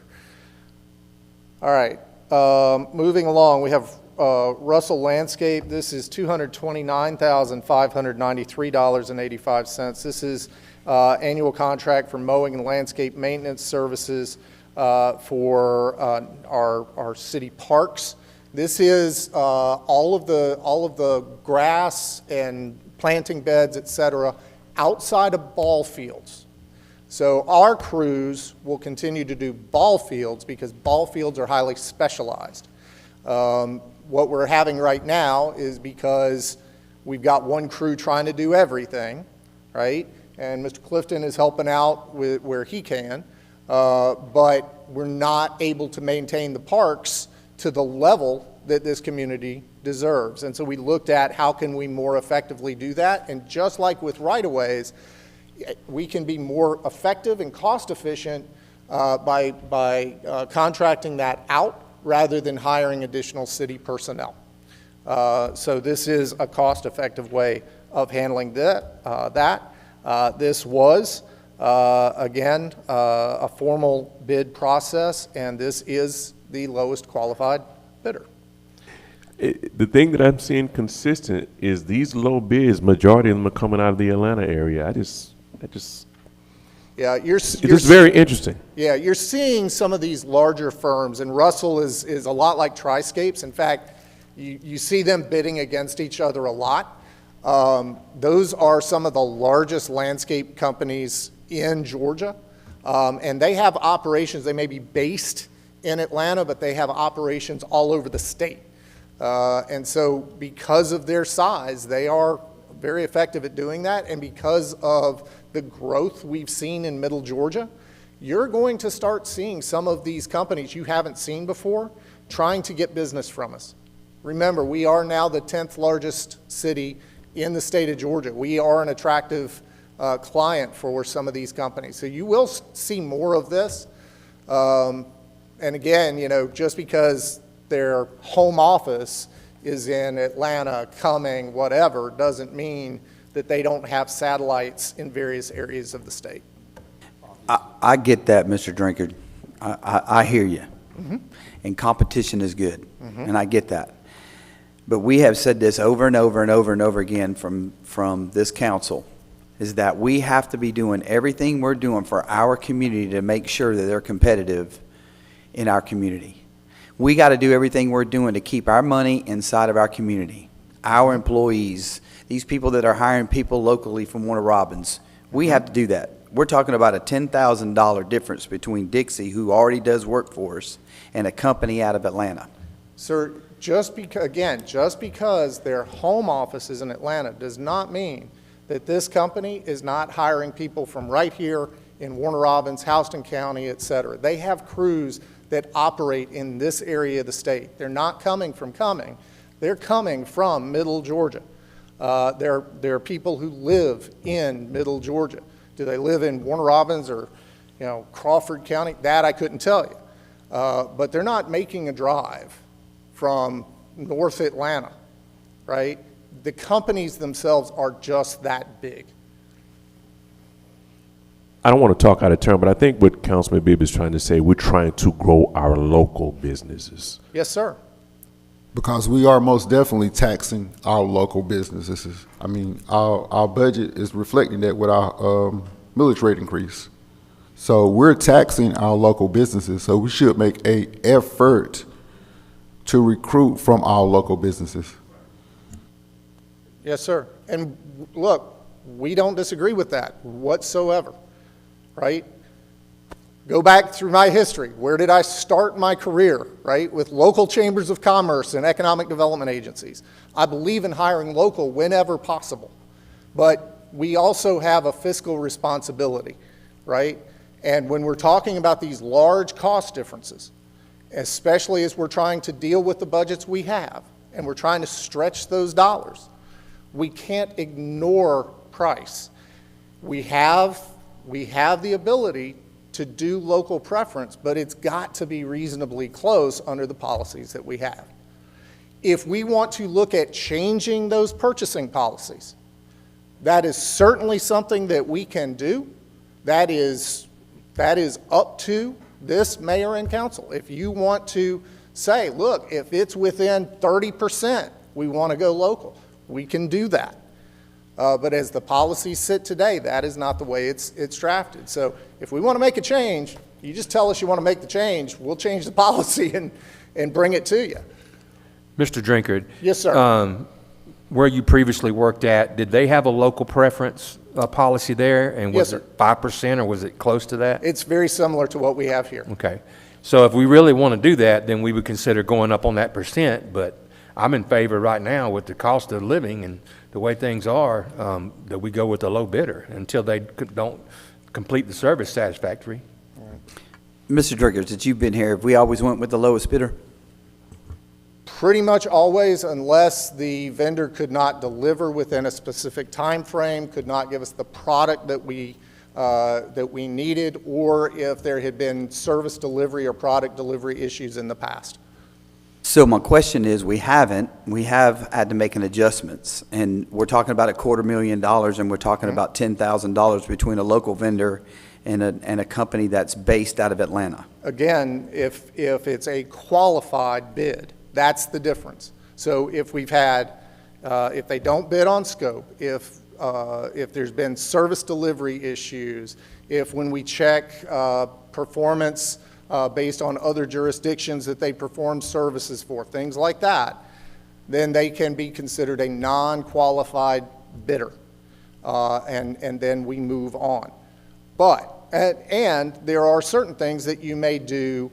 Let's say you're trying to hire an architectural firm, as an example. That's a professional service, and typically that type of service you're not going to do based primarily on cost. You're going to be basing it on other things. Things like paving, cutting grass, things like that, service-oriented. Those are more commodity-based, and price plays a higher role. Mr. Drinkard, I get that, but I'm talking about this particular bid here. So am I, sir. We're talking about $250,000, and we're talking about a local vendor compared to a company coming out of Atlanta, and we're talking about within $10,000. I mean, who was the local bidder? They're not from Warner Robins. yeah. So look, Mayor and Council, I've said it many times, right? As staff, me and my counterparts on city staff, our job is to advise and execute. We bring you the best advice we can. We give you the best recommendations that we can based on our experience and the information available. You can say, no, we hear what you're saying. Thank you for the advice. We're choosing to go in a different direction. And we will execute based on that. Right? I understand that. Yeah, so. I understand that. Yeah. I understand that. I see it in there where you posted and said if you deny, we can rebid. Yeah. I understand we have that. Yeah, we'll move in whatever direction this mayor and council tells us. I'm just trying to totally understand the process because it seems like I've been here time and time and time and time again, and I want to know what we're doing, and I say that. I think some of the stuff needs to be on us as a city. We do everything to support local businesses. We do startup every year. We encourage people to start businesses in Warner Robins. We are, and we should be pushing in this direction of helping, and I've said this, and I think I'm going to repeat myself again from the last time we talked about this battle and the percentage and all that stuff. I just think that we need to do a better job, again, at promoting our local business, whether it be Cochran or Macon or Byron. Those are local people in our community that we're trying to help. And I just think we ought to be more focused on that. And I've said that again. And I get that you're limited, but I mean, this bid between these two people are very, very close. And to echo what he's saying, with the whole promotion of startup, Warner Robins, entrepreneurship, local business, mom and pops and things of that nature. But these people, because I hear it, I can't never win a bid with the city of Warner Robins for whatever the reason may be. So are we providing the tools to bid appropriately to fit within our budgets? I know the people, the patrons, or the people that are bidding, they have a responsibility as well to be engaged. Right. But I'm echoing his sentiment that we got to do better with supporting our local businesses and entrepreneurship, to include what Councilman Curtis said about these small businesses are being taxed just as much as these big businesses that don't live here. So we need to give them an opportunity to make some of that money. Certainly. Sir, we have been offering a couple of different sessions on how to effectively bid with the city, how to do business with the city. We're looking to increase the frequency of those. The one thing I can't control is, do they choose to bid, and what price do they bid? So, but totally agree. We would love to see more local vendors submitting competitive bids and being able to do more local business.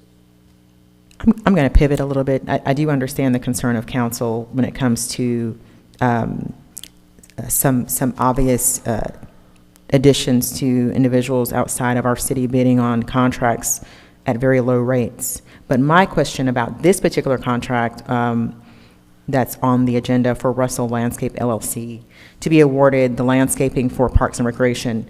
I know I've had some conversations about this before, and I asked, I remember that we gave Parks and Rec back their land maintenance crew.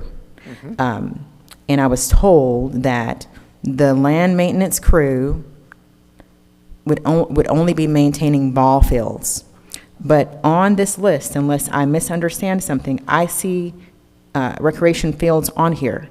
So help me understand how our staff that we pay, who is supposed to do landscaping for Parks and Rec, what will they be doing after this contract, outsourcing 38 needs for Parks and Rec landscape maintenance? What will that crew now be doing? Because what I don't want to happen is, I hear like we did before, Parks and Rec is being called over to do cutting of the grass. Sorry, I need to correct myself. What I don't want to see is Public Works being called over to Parks and Rec to do cutting of grass, which we've heard has been happening when they have their own landscaping crew.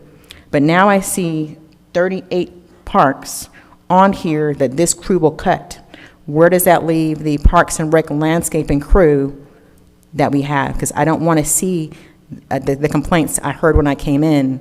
Parks and Rec landscaping crew sitting around with their feet up in the golf course, not doing much work, but Public Works is busting their butts. So help us understand that part. I can assure you that's not happening now. The ball field maintenance crew, that's the only, we have a 5-person crew and 1 supervisor.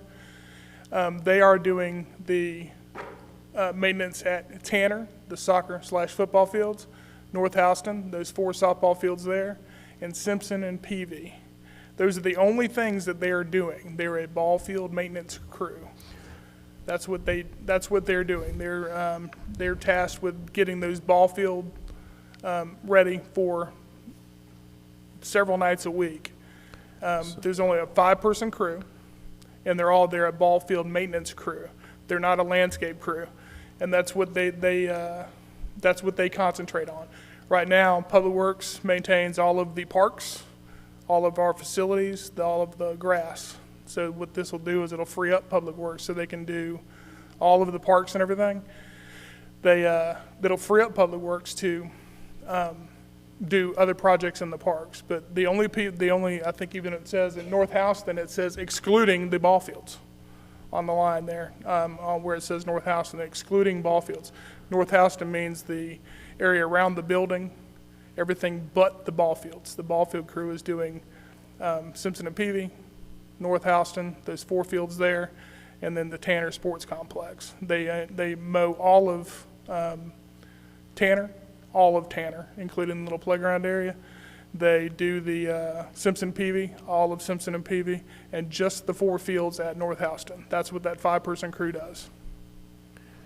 Because I see ball fields for number 5 and 7.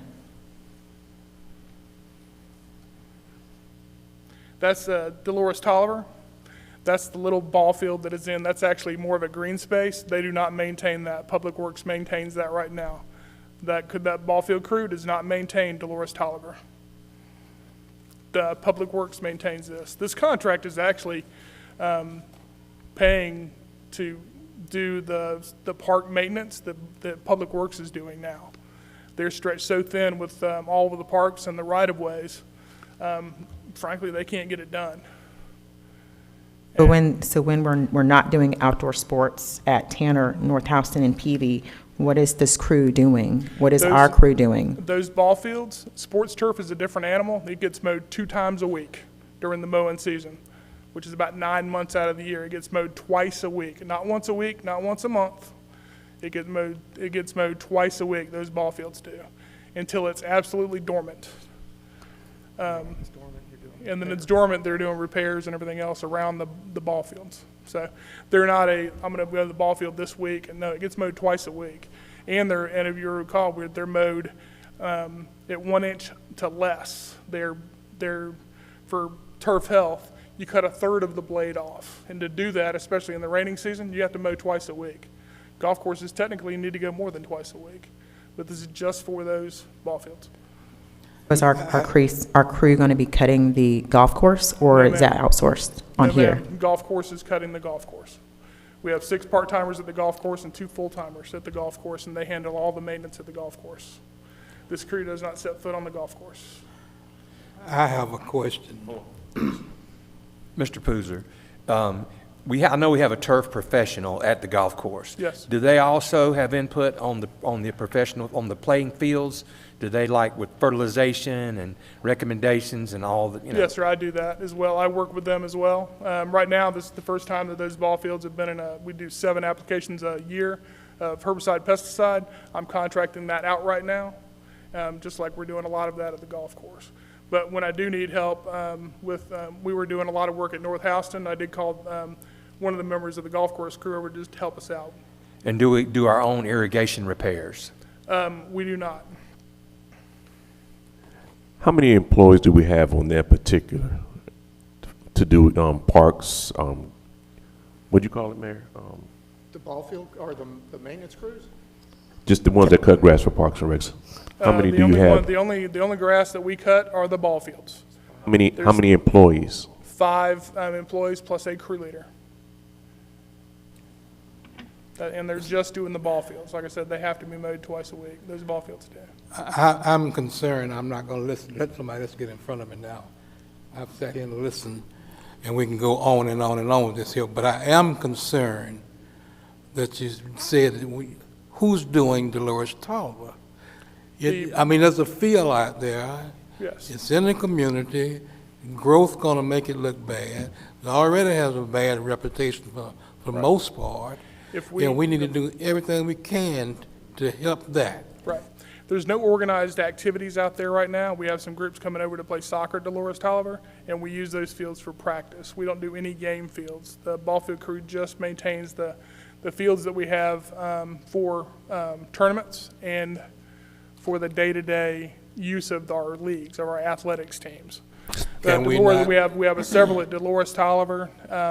We have several in the parks. We have one at Fountain that gets mowed by Public Works as well.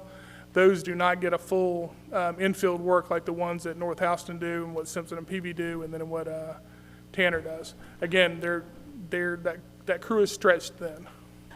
As stretched as they may be, I want us to find a way to do something bi-weekly, I'm going to say bi-weekly, at Dolores Tolliver.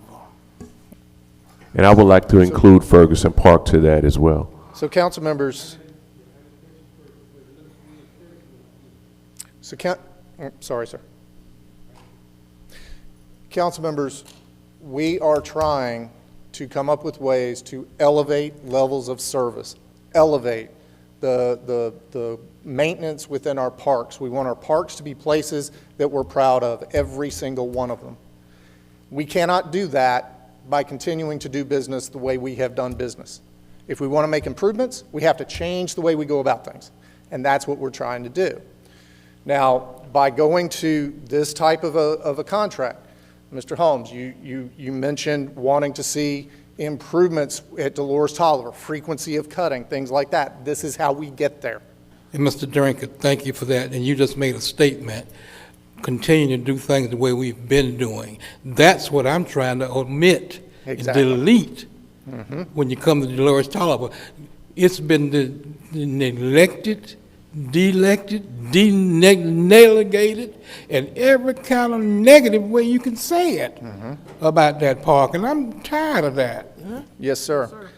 Our goal is to elevate our parks, right? This is why this man is here, to elevate our parks, to start to expand into sports tourism that you guys have said you're interested in. This is what he does.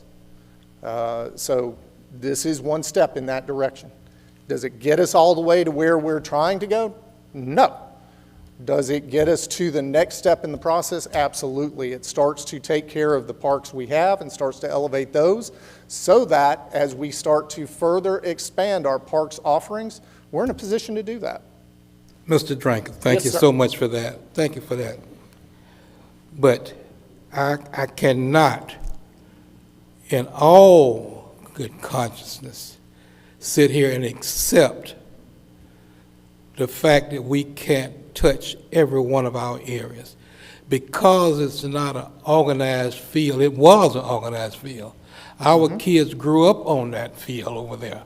And I'm talking about DT because my kid, my son is 60-some years old, and he played ball over there. That was a neighborhood park. Yes, sir. And it could still be. Now, we have other organizations or other individuals that come in with different areas of concern, and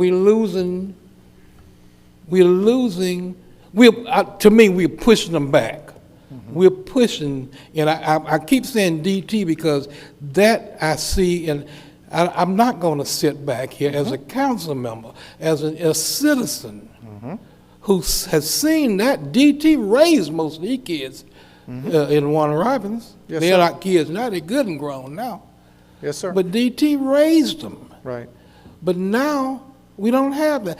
We talking about put it out there and they'll come, clean it up and get it organized and they'll come back. Yes, sir. So let me piggyback off of Mr. Holmes and Mr. Pooja. I think I called you one day about Dolores Tolliver because I was over there and I told you that it actually broke my heart to see the children out there playing on the field.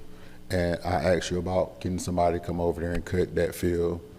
And you told me what you told me. And but I'm gonna say this.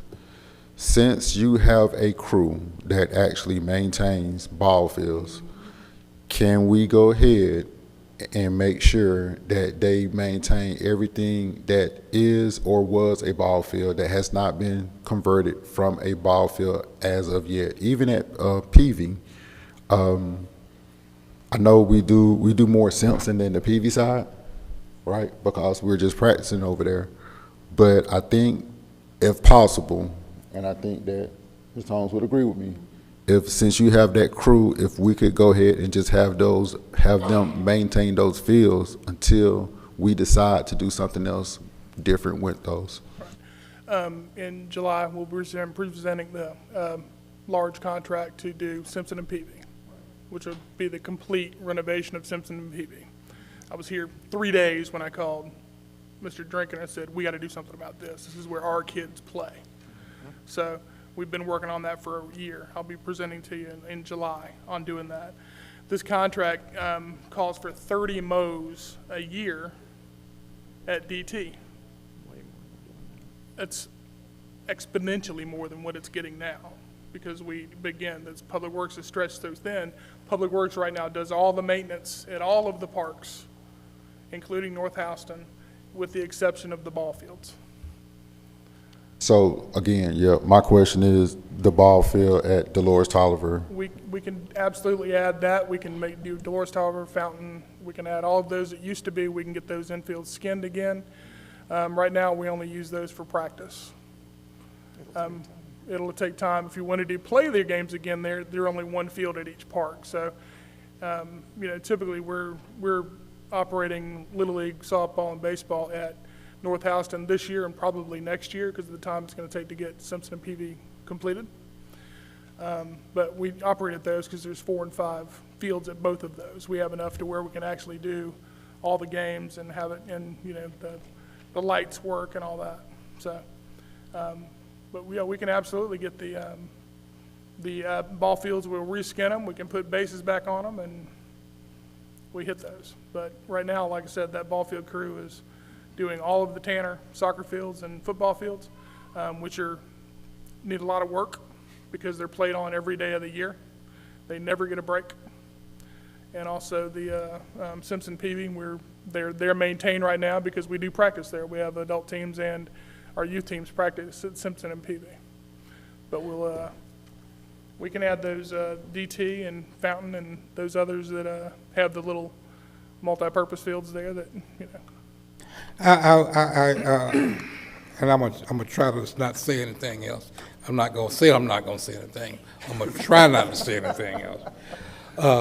With DT, I would like to see that area totally renovated.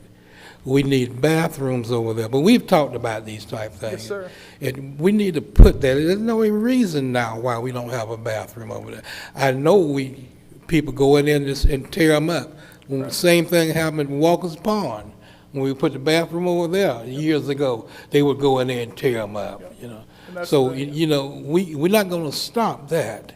But you're doing a good job, but we can do a better job in some areas. And that's what I'm asking. Yes, sir. So Mr. Pooser has some ideas and plans for all of our parks, including DT.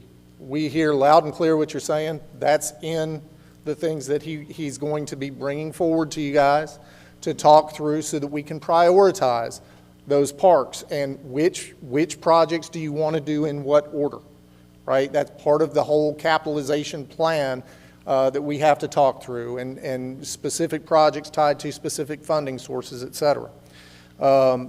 However, and please understand, I'm not trying to push you off, right? Because that's a topic that we have to bring forward on another day. Today, we have to decide what we want to do as far as a mowing contract, right? But I hear loud and clear what you're saying. Mr. Pooser hears loud and clear what you're saying, and we definitely are going to be coming forward with those broader plans, right? In terms of how we want to renovate certain parks, in terms of finding new park spaces in underserved areas of the community. We have whole sections of the city where we don't have parks. And Mr. Drinker, and yes, I don't want to interrupt you, but I have. And neighborhood parks. Yes, sir. DT is a neighborhood park. Yes, sir. It's been a neighborhood park. It's going to be a neighborhood park or field or whatever, but it's going to be neighborhoods. And when we did the North Houston, one of the first calls, when the council voted on this back during that time, one of the first calls I received was from an individual who lived in the area and told me we didn't need it. And I'm not going to talk about this individual. I don't know him because he was on the phone. Mm-hmm. He wasn't in my face. So I probably would have been locked up somewhere at that time, But if we want to do something with all the problems we have with the young people today, we've got to keep them in the head. Give them somewhere to go in the neighborhood. Absolutely. All right. Any additional questions about the mowing contract? If we approve this, I want to make sure that flex and efficiency is up to par with the staff that you have on hand, those 6 Yes, sir. employees, that they're earning their hours and not kicked up somewhere because their responsibility has been partially taken over. Mm-hmm. Actually, those 6. Come to the mic. Actually, those 6 employees, their responsibility stays the same to do all the ball fields and all that. It's that crew is going to maintain those ball fields 2 times. They're going to mow them 2 times a week at North Houston, Simpson Peavy, until that's under contract, and at Tanner, 2 times a week mowing. And then they also line those ball fields for softball, baseball, football, soccer, and coming this fall, flag football, which is a different line. So they do all the ball field lining, they do all the ball field mowing, they do all the ball field work that is above and beyond the ball field mowing, laying sod and other things. And Mr. Poozer has been out with that crew basically since he got here, teaching them things because they had not been taught how to do this kind of work. So he's been training them on that so that we can improve the job that's being done. Councilman Bibb told me that the same thing, but don't forget about Tabor Drive. Yes, sir. All right. Thank you, Mr. Poozer. So next we have a contract for $80,820 with Dixie Lawn and Landscaping. This is for maintenance of 42 stormwater retention and detention ponds. This is the low bidder. I will point out, if you're looking at the bid tab, the bid tab is per instance of maintenance, and there are 9 instances per contract, per the contract period. Which is how we get to that total of $80,820. Moving along, RLC Farms, $87,370.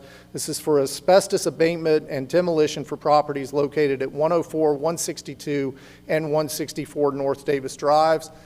This is a continuation of our Reawaken project.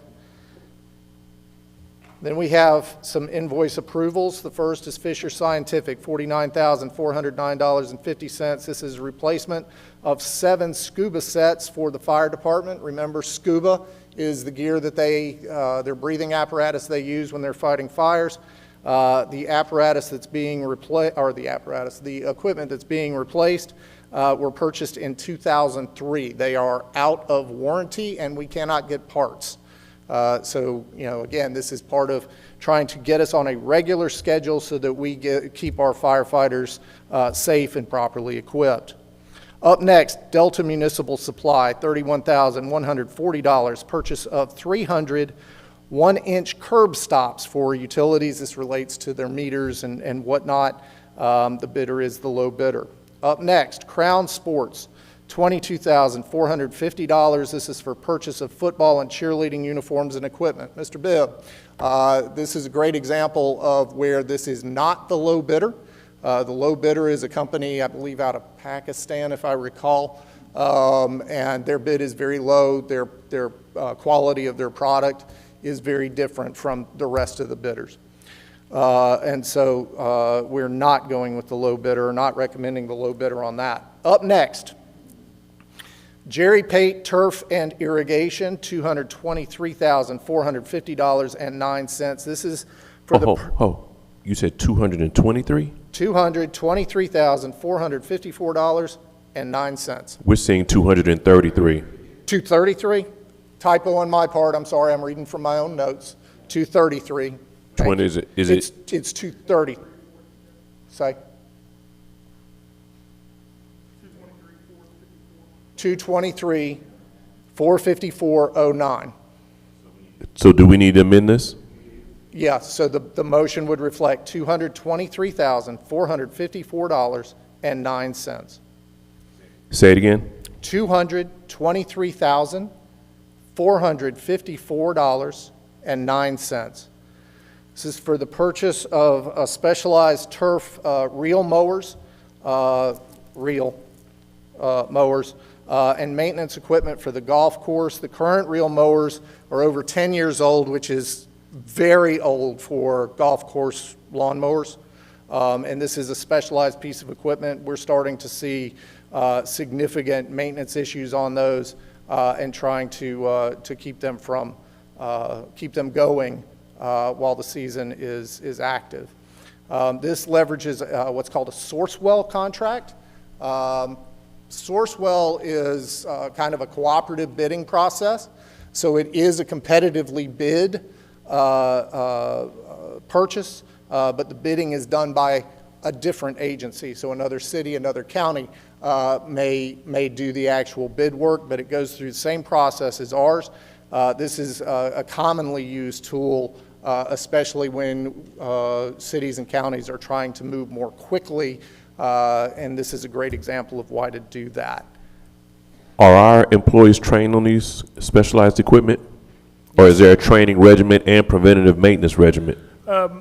We specified Toro because that's what the crew is using right now at the golf course, and we wanted to standardize what they're using.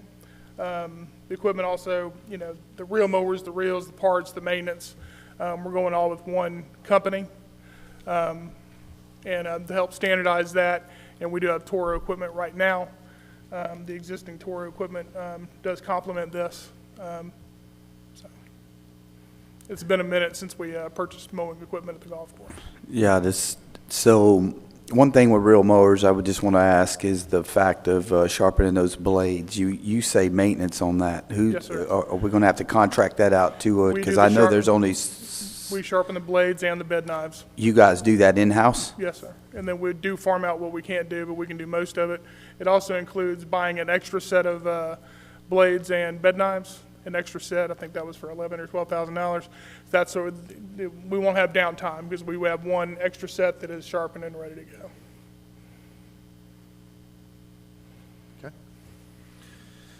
All right, then we have Insight Public Sector. This is $21,544.32. This is for in-car camera systems for 6 police department vehicles. This is under state contract, and this is the contract we've been leveraging for in-car and body-worn cameras. Under new business, we have employee promotions. One in the police department, which is Sydney Tam, going from police officer to detective. And the other in finance, where we have Sarah Rodriguez, who has been an accounts payable technician. She went through the competitive process and was selected and recommended to be staff accountant.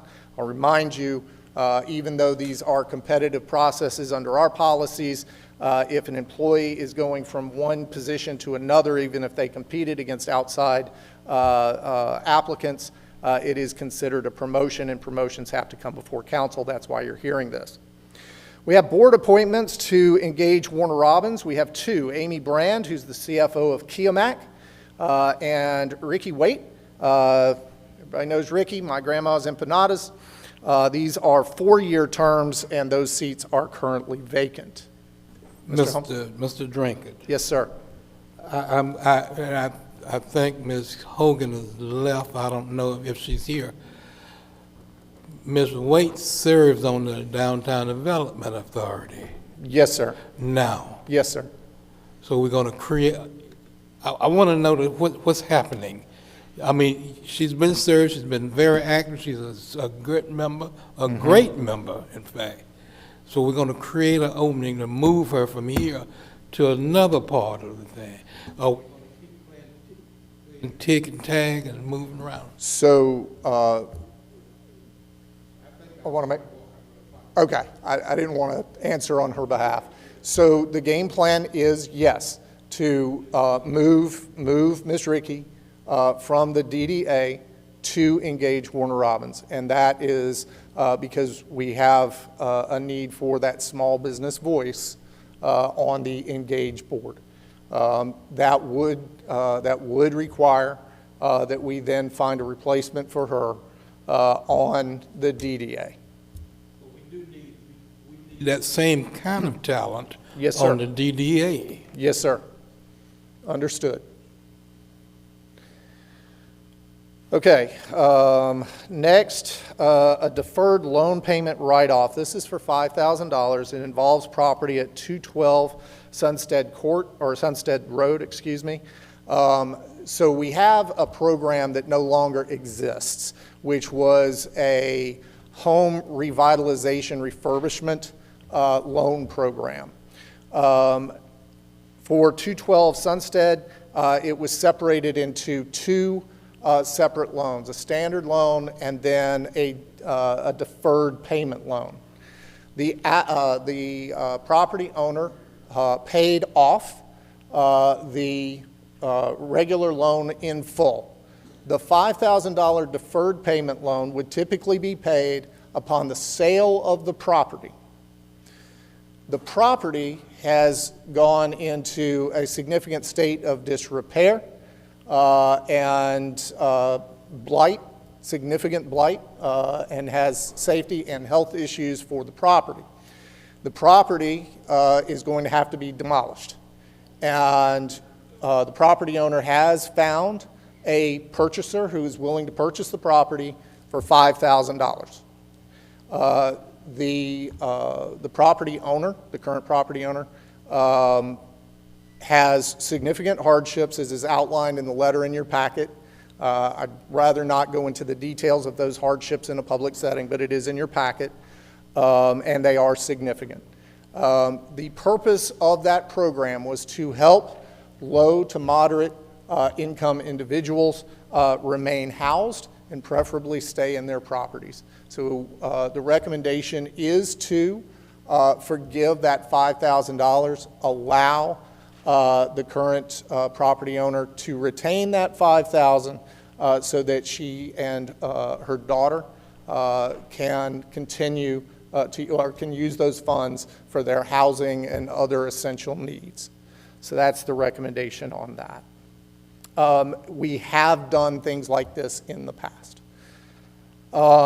Next, we have an IGA with Peach County for the T-Splost. You may remember back in February, we did an IGA with Peach County on the T-Splost. That T-Splost was not successful before the voters. Peach County has decided that they want to put that back in front of the voters in November as part of the November general election.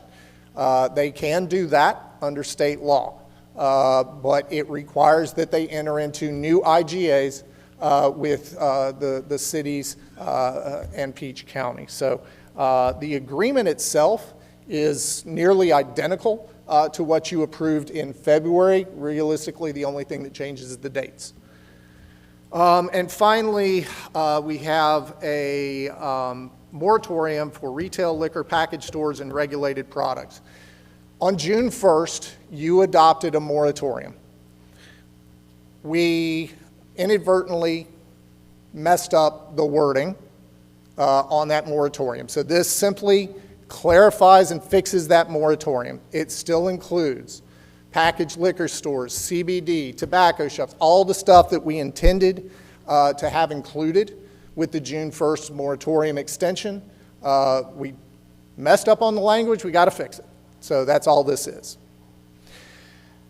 Madam Mayor, that is everything remaining on tonight's agenda. I think we've answered all the questions, but I'm here if there's more. So the days didn't change. I knew there was some conversation about the days. I heard there was 90 days, and then there was it 90 days and then 120 days? Correct. So we still landed on 120 days? Yes, sir. It should read, and I didn't look, but it should read at least 90 days and not to exceed 120 days. Let me check. Mayor, I believe we went with a date certain, but if there is any action taken by council prior to the elapsing of the 120 days, such as if the ordinance is adopted, then it will end the moratorium earlier, correct. But we just wanted to offer a date certain in the moratorium. But it's equivalent to 120.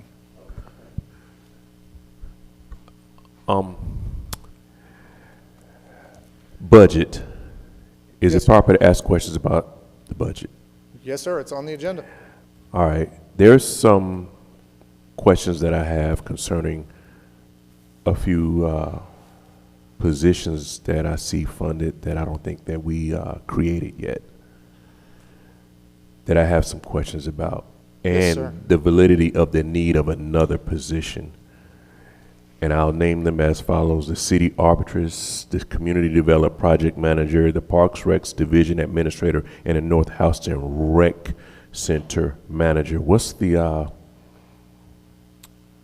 justification for those? So some of these are adjusting duties performed by existing employees. City arborist, for example, Ms. Bowen, who was here earlier, being recognized for the Keep Warner Robins Beautiful, and her recognition is statewide Keep Georgia Beautiful. She is actually a certified arborist, and we call on her to do duties well beyond keep Warner Robins beautiful and what she's aligned for. So that particular one realigns her position to include the duties of city arborist and would provide that title. So it is not an additional person to our FTEs.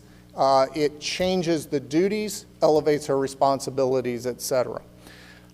With respect to the Parks Division position, so you'll recall that the department is currently the Department of Recreation, Parks, and Cultural Services. Each of those would have a division head. The Parks Division is the next one of these to be addressed.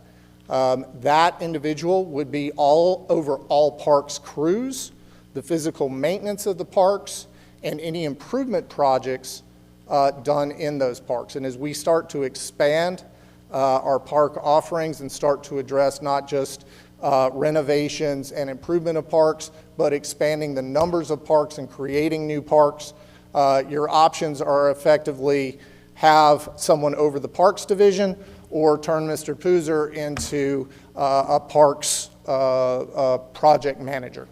And that would take most all of his time. Let's see. The position for the what did we call it, Preston? Facility manager at North Houston. So currently, the marketing person for Parks and Recreation is managing all of the rental contracts, the coordination of rentals and leasing, et cetera, for North Houston, which is taking away from their actual job. The idea is that you would have a single person who would be managing our largest facility, coordinating the things that are happening at that facility, coordinating the contracts, the leasing, and the relationships with the folks who are leasing. Again, this is starting to move in the direction of expanding and improving our parks operation and preparing ourselves as we start to do more tournaments, more sports tourism, things like that. You really have to have somebody that's leading the charge with respect to managing that aspect of it. Mr. Drankin. Yes, sir. Do we have, and Mr. Posey will be able to, do we have someone in place to do that, or do we have to go out and hire someone else, create another job, salary, benefits, and what have you? Mr. Posey. Right now, that facility manager position is kind of it's done by committee. Everybody in that building does duties of something that person would be doing. The person will be over the rental of the facility, the operation of the facility, the maintenance of the facility, working with facility maintenance and all that to get anything and everything at that facility. They would also be doing the marketing of that facility. So anytime somebody comes in for a tournament, that person would be over them. We're probably, yes, sir. Let me interrupt you. Do we have, now I understand about everybody spread out. Yes, sir. Do we have someone that's going to head this up, or do we have to go out and hire someone? We're gonna or move someone up and then hire somebody else to come in? We're gonna it'll be advertised within city first, and then if we don't get anybody, or we can do it at the same time, we'll do it at the same time. But I think there may be one or two in-house that would like to apply for that job. If one of those two or three that got it, we would have to hire somebody else to do what they're doing. So it is a new position. Mr. Pooser, I heard you say the person will also do marketing, but you have a marketing person, so and we have a communications and community engagement manager now too, that's overall citywide marketing individuals. With that noted, how much is this position needed to give Parks and Rec two marketing people when the city of Warner Robins overall only has one? This position, again, it was written to do the marketing just at North Houston and coordinate that, and working with the other agencies like the mayor's office or other that are using the facility. They would be the lead. They would also call Mr. Furman when they need it. We can just have a manager position for that does the day-to-day operations of it. And we're also looking at expanding the hours at North Houston to be from right now we're closed on Saturdays basically unless there's a event. This would help us enhance the hours from 8 a.m. to 8 p.m. for the public Monday through Saturday. Without the added staff, we won't be able to do that. And we'll have to increase some of the existing part-time staff to work more hours to be able to do that as well. We can't expand the hours without adding additional staff. This person would work a minimum of two weekends a month, and they would be there for every outside event that's at that facility, whether it's an outside basketball tournament or if it's any of the Christmas events or any of those programs and events that happen at the facility. Anytime somebody rents the banquet halls or anything in there, they would go through that person. So it's a one-stop shop for that facility. Mr. Tommy does all of that right now. He does the marketing and he does all the facility scheduling. He also does all the marketing for the rest of the department. That's also why we're starting to see some. Correct. It sounds like you're getting two Tommies with this position. And again, for overall city marketing, which includes all the departments, there's only one person that has that role. So when I hear that I did not know that this position you're asking for that's not yet been created by council would also fulfill a role of marketing. And if we're going to add a marketing person to Parks and Rec, then my recommendation would be we add a marketing person directly to work with Mr. Furman and not add a new one to Parks and Rec, because why should they get two when the rest don't have it? Ma'am, we haven't discussed the game plan for Mr. Furman's part of the operation out of my office, but I do have a plan for how we will be expanding the communications program for the city overall. It is not outlined here, but I have available FTE within my existing allotment that I want to repurpose for some of that, and we can discuss that in more detail. Well, while we're on the subject of this, I will tell you my priority would be to give a marketing to overall city and not give to marketing for Parks and Rec. So that's not something I would be interested in hearing. Council has to vote, I don't, but I do want to make that statement very, very clearly. If you'd like to do that, we can omit those job functions for marketing within that position and just let them worry about all of the scheduling and the maintenance and all of the other duties that we're doing by 6 or 7 people right now to run that facility, and to be able to operate it 6 days a week instead of 5. You just hit a nail on the head. My concern is in the budget, and we talking about voting on the budget. Something's got to go. If we vote on it and approve it, it's in the budget. So, Councilman, Those jobs haven't been created though, so. Jobs haven't been created. The jobs haven't been created, Exactly. Councilman. No, I know. Yeah, within the way our budget is written, and this is very different from a lot of other cities and counties. Just because you adopt a budget, it does not mean that you have also approved the creation of the position that may be laid out as an initiative within that budget. It's a two-step process. So you have to adopt a budget, and then once the budget is adopted, then we can come back, all right, as part of this was the initiative, was to create the position. We would then come back and create the position. You have to vote on that, and if it's approved, then we can move forward. So it's a two-step process, which is very different from what you see in some places. So, Madam Mayor, if I may, for time's sake, to be more considerate, I think that the budget, we could come back to the budget talks a little bit later after we adopt the budget, because the budget does have to be adopted. And I know that we do have some things on the agenda, and we have some pending ceremonies that needs to be done. So I am making a recommendation that we go ahead and go forward with the rest of the agenda, and then we'll revisit those questions about the budget later, after the budget has been adopted and all of those agenda items have been done. Okay, and let me see, the number for the agenda is item number 3.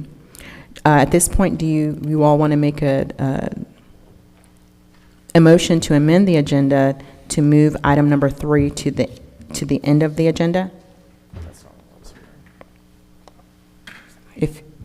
Am I right?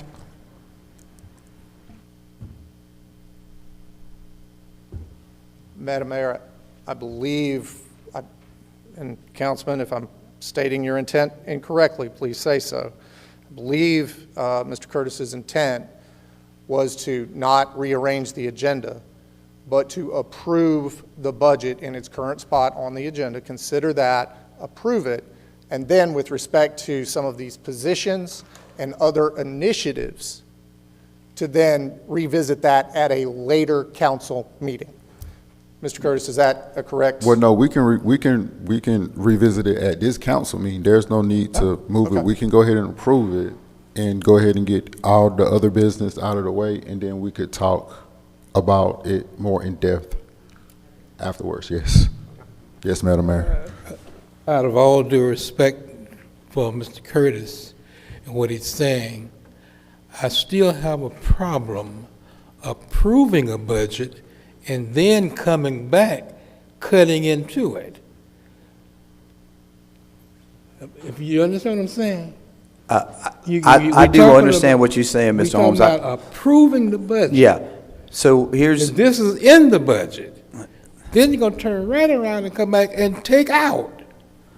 I don't think we need to take anything out. I think we just need to pile a bunch of stuff together and revisit it before we leave this council minutes. I think that would be my proposal, Mr. Curtis. I think we ought to amend the agenda to come back and revisit the budget and take some of these line items and put them all in a certain pot and then revisit it a later date when we have a plan. Because I don't like saying, hey, we're doing this and this and this, and there's no set plan of what we're doing. So I say we take I just make a recommendation that we amend the agenda, and at the end of the council meeting, we take all the new budget items that were for new employees or positions, lump them all into one, and then come back and revisit it when we have time to make a plan and talk about that. So to piggyback on what he's saying, we're not taking anything out. We're just taking approximately over $300-something thousand, putting it in a pot to discuss later, so that we can get the budget approved with the money still in the budget. Yes, that's what we need to do. And I'm in, yeah. So we still have the money in the budget. I don't have no problem with the money remaining where it is. My concern is first of all, we do need to amend the budget. We do need to make an amendment if we're going to make a change. We're sitting here talking about tomorrow, the news media and everybody will say, Warner Robins approved the budget. And the next day, Warner Robins changing the budget. You know? We're moving things around. Let's do it right and quit redoing, quit going behind ourselves, sweeping the floor.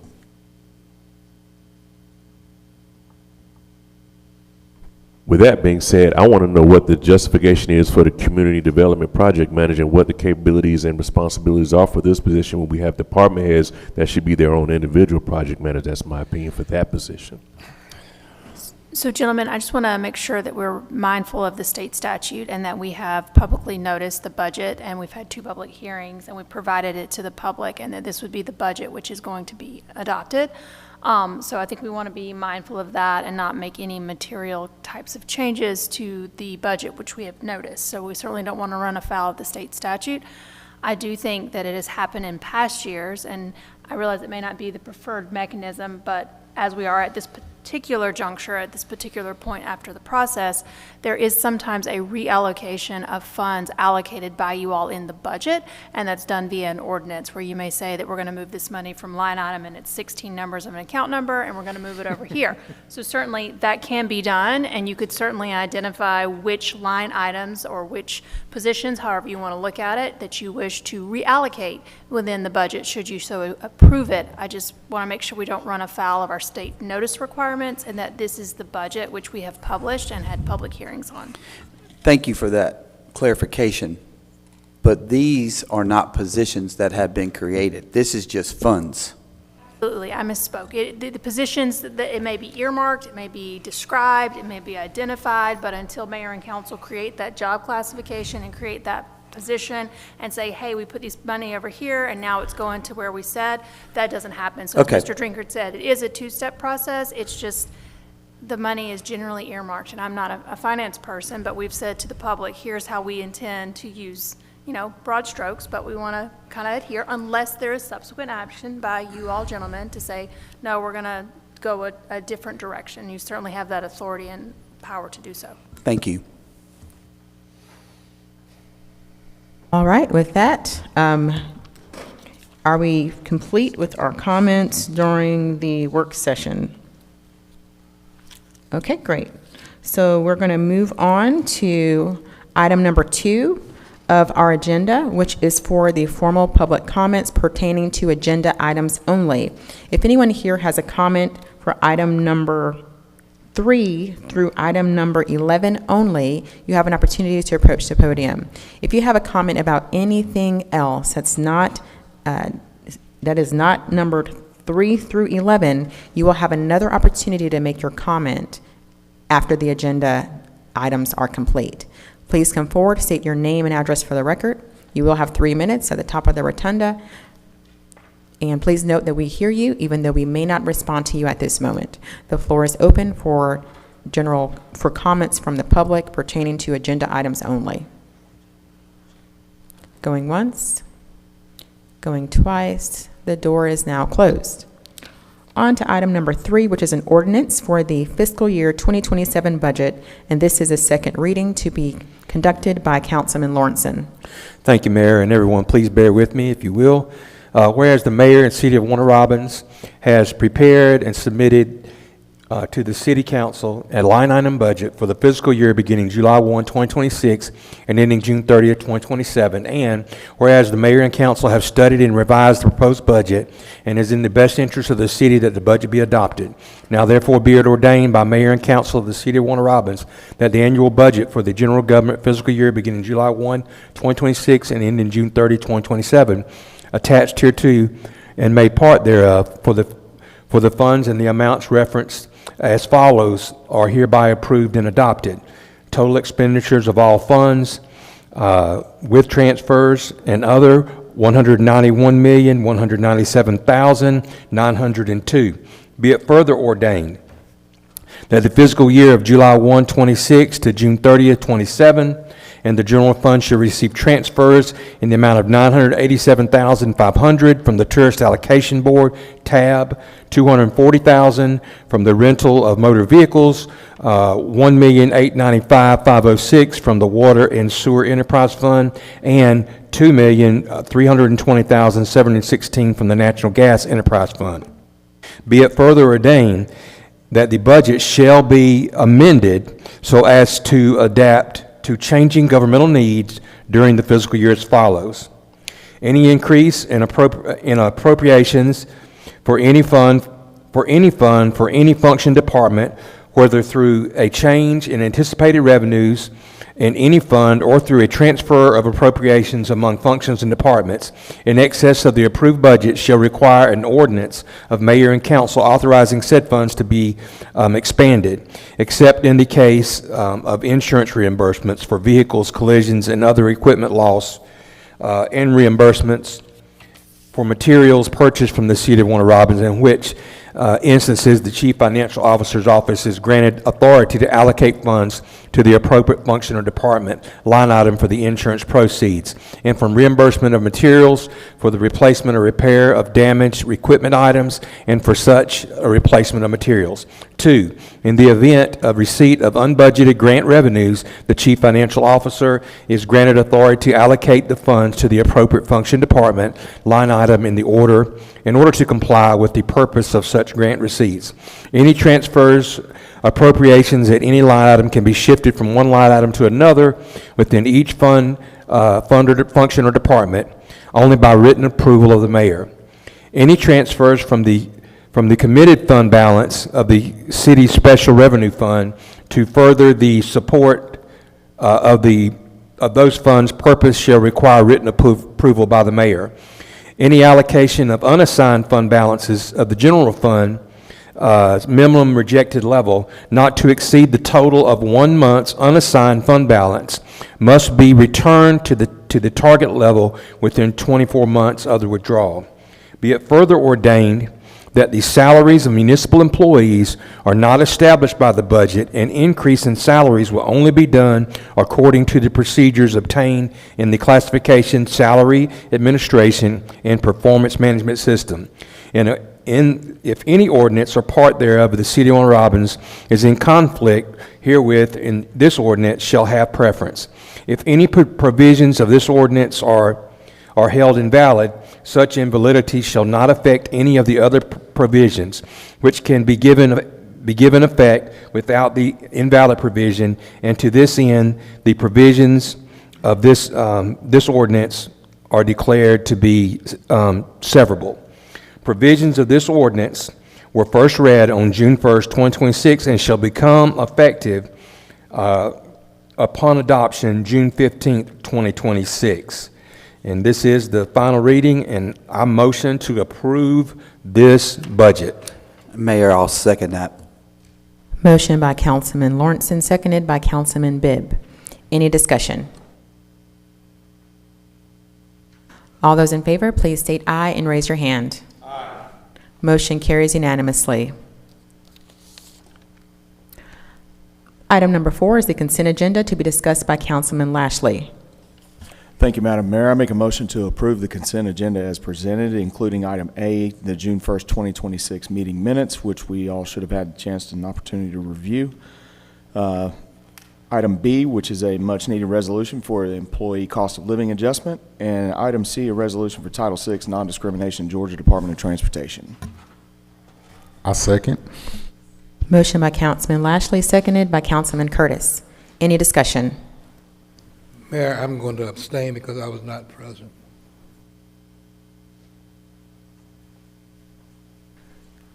All those in favor, please state aye and raise your hand. Aye. Motion carries.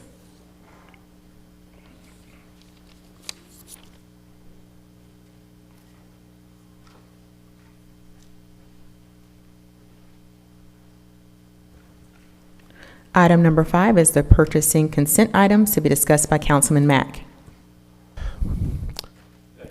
Thank you, Madam Mayor. I'd like to make a motion to approve. We did not amend that. We need to make a motion to amend that. Oh, yes, we need to amend the item. So, Mayor, we need to make correction to this agenda item because of the despairing amount of money on the G4 from $233,000 to $223,454.09. The cleanest way to make this motion would be to amend the agenda to remove this particular item from the purchasing consent agenda, add it as item 12, and then make that recommendation during that motion. With that being said, Mayor, I'd like to make a motion to amend the agenda to remove agenda item 5G4 and create an agenda line item number 12 for the Recreation Parks and Cultural Services, Jerry Pate Turf and Irrigation Services in the amount of $223,454.09. And Mr. Mack, you will read that, right? I Number can. 12. I'll second that, Mayor. We have a motion to amend the agenda, adding item number 12, which will be from item 5G4. We have a motion and a second. Any discussion? All those in favor, please state aye and raise your hand. Aye. Motion carries. So back to item number 5, which is a purchasing consent items to be discussed by Councilman Mack. Thank you again, Madam Mayor. I'd like to make a motion to approve the purchasing consent agenda as presented. 5A, resolution, Triscapes LLC Public Works, right-of-way maintenance. Item B, resolution, Forbes Dirt Work and Demolition Warrior LLC, PD Code Enforcement Demolition. Item C, resolution, Good Success Company Incorporated, Parks, Recreation and Cultural Services, Janitorial Services. Item D, resolution, Russell Landscape LLC, Parks, Recreation and Cultural Services, Mowing and Landscape Maintenance. Item E, resolution, Dixie Lawn and Landscaping Incorporated, Stormwater, Mowing and Landscape Maintenance, Stormwater Ponds. Item F, resolution, RLC Farms LLC, Community and Economic Development Demolition, to include item G, invoice approvals as follows. Fire Department, Fisher Scientific Company LLC at $49,409.50. Utilities, Delta Municipal Supply Company Incorporated at $31,140. Recreation Parks and Cultural Services, Crown Sports at $32,500. And the Police Department with Insight Public Sector Incorporated at $21,544.32. I'll second that, Mayor. Motion by Councilman Mack, seconded by Councilman Bibb. Any discussion? All those in favor, please state aye and raise your hand. Aye. Motion carries unanimously. Item number 6 is a resolution for employee promotions to be discussed by Councilman Bibb. Thank you, Madam Mayor. I make a motion to approve the resolution as follows. For the employees are recommended for promotion by their respective department directors, and the mayor and the city councilman deem such recommendations beneficial. Sydney Tam, promoted from police officer to police department detective, job to be effective June 22nd, 2026. Sarah Rodriguez, promoted from accountants payable technician, finance department to staff accountant, to be effective June 22nd, 2026. And I'll second that, Mayor. Motion by Councilman Bibb, seconded by Councilman Mack. Any discussion? All those in favor, please state aye and raise your hand. Aye. Motion carries unanimously. Congratulations to everyone who just received their employee promotion.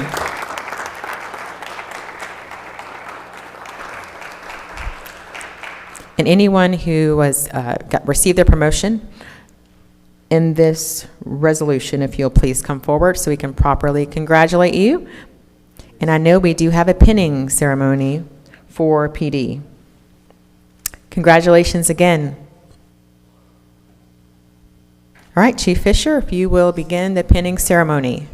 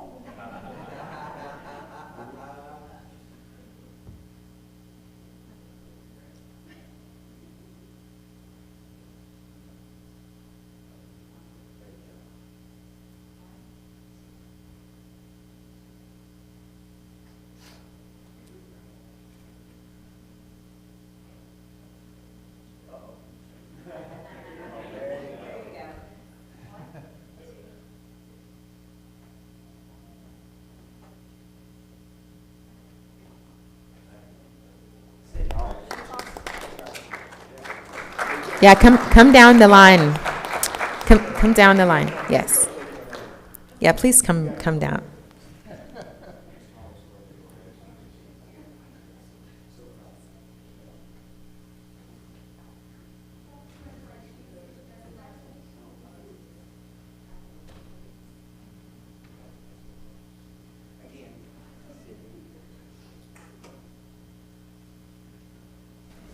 And I understand you have a little one with you. What's her name? Detective Tam. I understand you have a little one with you. And we never heard a peep. How old? He behaves way better than my 8-year-old. So let's give him a round of applause. Hey, what y'all didn't know is that kid's really into budget stuff. He doesn't watch Bluey, any of that stuff. He likes to watch budget hearings. Yep. Thanks for hanging in there with us whenever there's budget, and now whenever there is 4th of July coming up, we will have a longer council meeting. So sorry, but it was necessary business. But thank you all for being patient and hanging in there with us. And congratulations again. Thank you.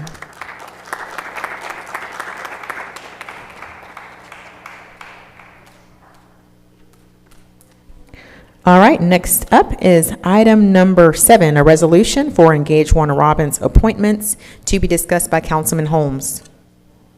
Thank you, Madam Mayor. I have before me a motion to approve or deny the resolution that the mayor and council of the city of Warner Robins, acting pursuant to OCGA 36-62-4, appoint the following individuals to the Board of Directors of Engage Warner Robins for the city of Warner Robins: Amy Brand and Ricky Waits, both with terms to expire, if approved, on June 14, 2030. I'm going to move for the adoption. I'll second.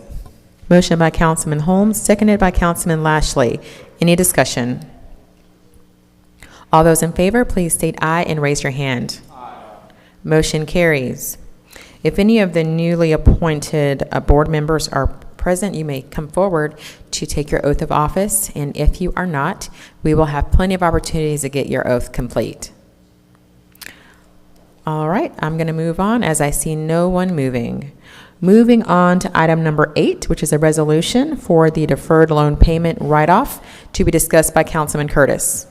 Thank you, Madam Mayor. I motion to approve the resolution that the mayor and council of City of Warner Robins hereby authorize the Community and Economic Development Department to reconcile and defer payment loan for 2112 Sunsteed Road to reflect a value of 0 and to write off the outstanding balance, hereby closing the account. I further authorize Mayor LaRonda W. Patrick to execute any and all necessary documents. I second that. Motion by Councilman Curtis, seconded by Councilman Holmes. Any discussion? All those in favor, please state aye and raise your hand. Aye. Motion carries unanimously. Item number 9 is a resolution for an IGA with Peach County regarding T-Splost to be discussed by Councilman Lawrenson. Thank you, Mayor. I motion to approve the resolution to authorize Mayor LaRonda W. Patrick to execute the attached intergovernmental agreement with the Peach County Board of Commissioners, the City of Byron, the City of Fort Valley, the City of Perry, and the City of Warner Robins to set forth an agreement on mutual promises and understandings for the T-Splosh referendum to be held on November 3rd, 2026. I'll second that, Mayor. Motion by Councilman Lawrenson, seconded by Councilman Bibb. Any discussion? All those in favor, please state aye and raise your hand. Aye. Motion carries unanimously. Item number 10 is a resolution for WorkSource Middle Georgia fiscal agent agreement to be discussed by Councilman Lashley. Thank you, Madam Mayor. I make a motion to approve and authorize Mayor LaRonda Patrick to execute the contract services and financial agreement and any associated certifications, amendments, and related documents necessary for the City of Warner Robins to serve as fiscal agent and grant recipient for Workforce Innovation and Opportunity Act funds for the Workforce Development Area 11 from July 1st, 2026 through June 30th, 2027, and that the appropriate officers, employees, and agents of the City of Warner Robins are authorized and directed to take such actions as may be necessary to carry out the intent of this resolution and administer the agreement. Approve.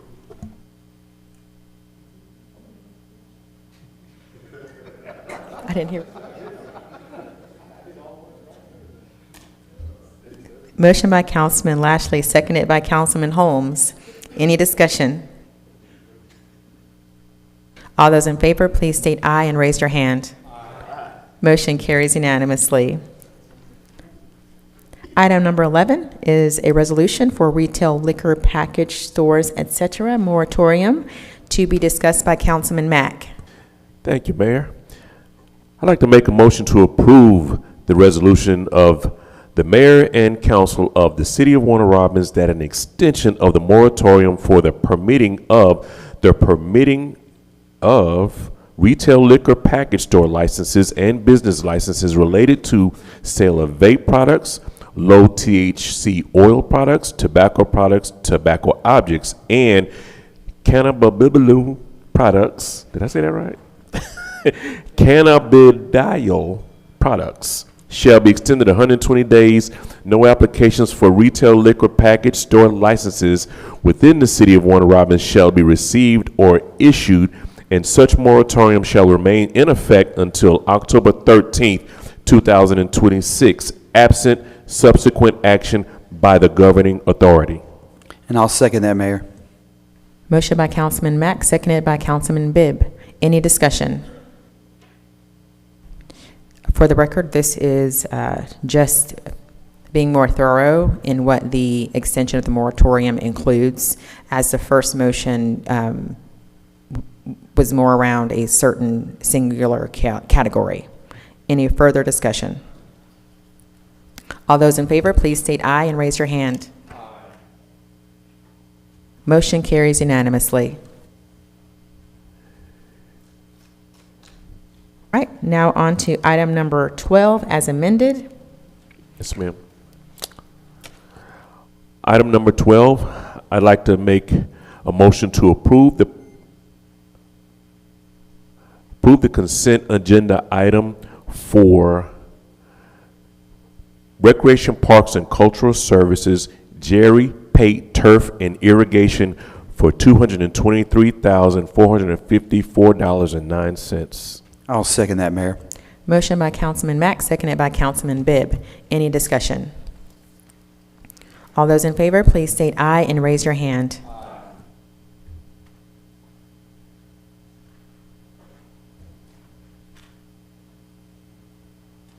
All right, my understanding, we have concluded our agenda items, but there was some comments made that we want to reserve some time on our agenda to go back and discuss if there is a potential to amend the agenda by way of allocating funds differently at the end of the agenda. But in order for us to do that, and if you still do wish to do that, it would require a motion to amend the agenda, adding item number 13. For discussion. I'll make a motion to amend the agenda for adding item number 13 for discussion of reallocation of funds. Second. Motion by Councilman Curtis, seconded by Councilman Holmes. Any discussion? All those in favor, please state aye and raise your hand. Motion carries unanimously. All right, as amended, we have item number 13, which is a discussion of the recently passed fiscal year 2027 budget involving discussion of potential reallocation of some items. The discussion is now open. And that would be, who would start that off? All right, the discussion is open. Go at it. So if I may start, Mayor, I'm sure everybody has something they would like to discuss with these positions.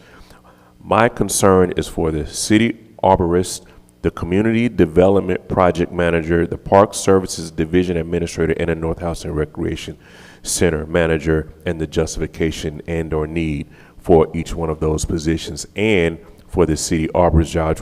Is this person pre-selected for this job, and is there a need in our city versus what we currently have?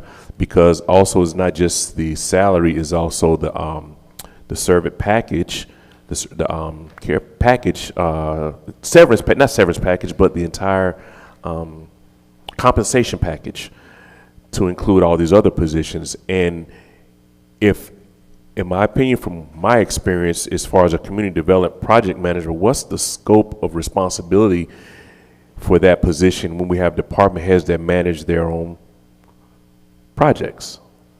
I don't understand the need for that one as well. And I'm sure I give time for somebody else to discuss the others. So my concern would be the simple fact that it's not necessary about the positions. Those positions haven't even been created for, but the money has been allocated for them. So it's almost like we're putting the carriage before the horse.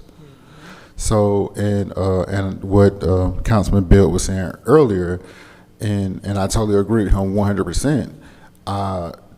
Those funds probably need to, for all those positions, all that money that was put in the budget for those positions that have not even been created by mayor and council, those funds, in my personal opinion, should go into a different account.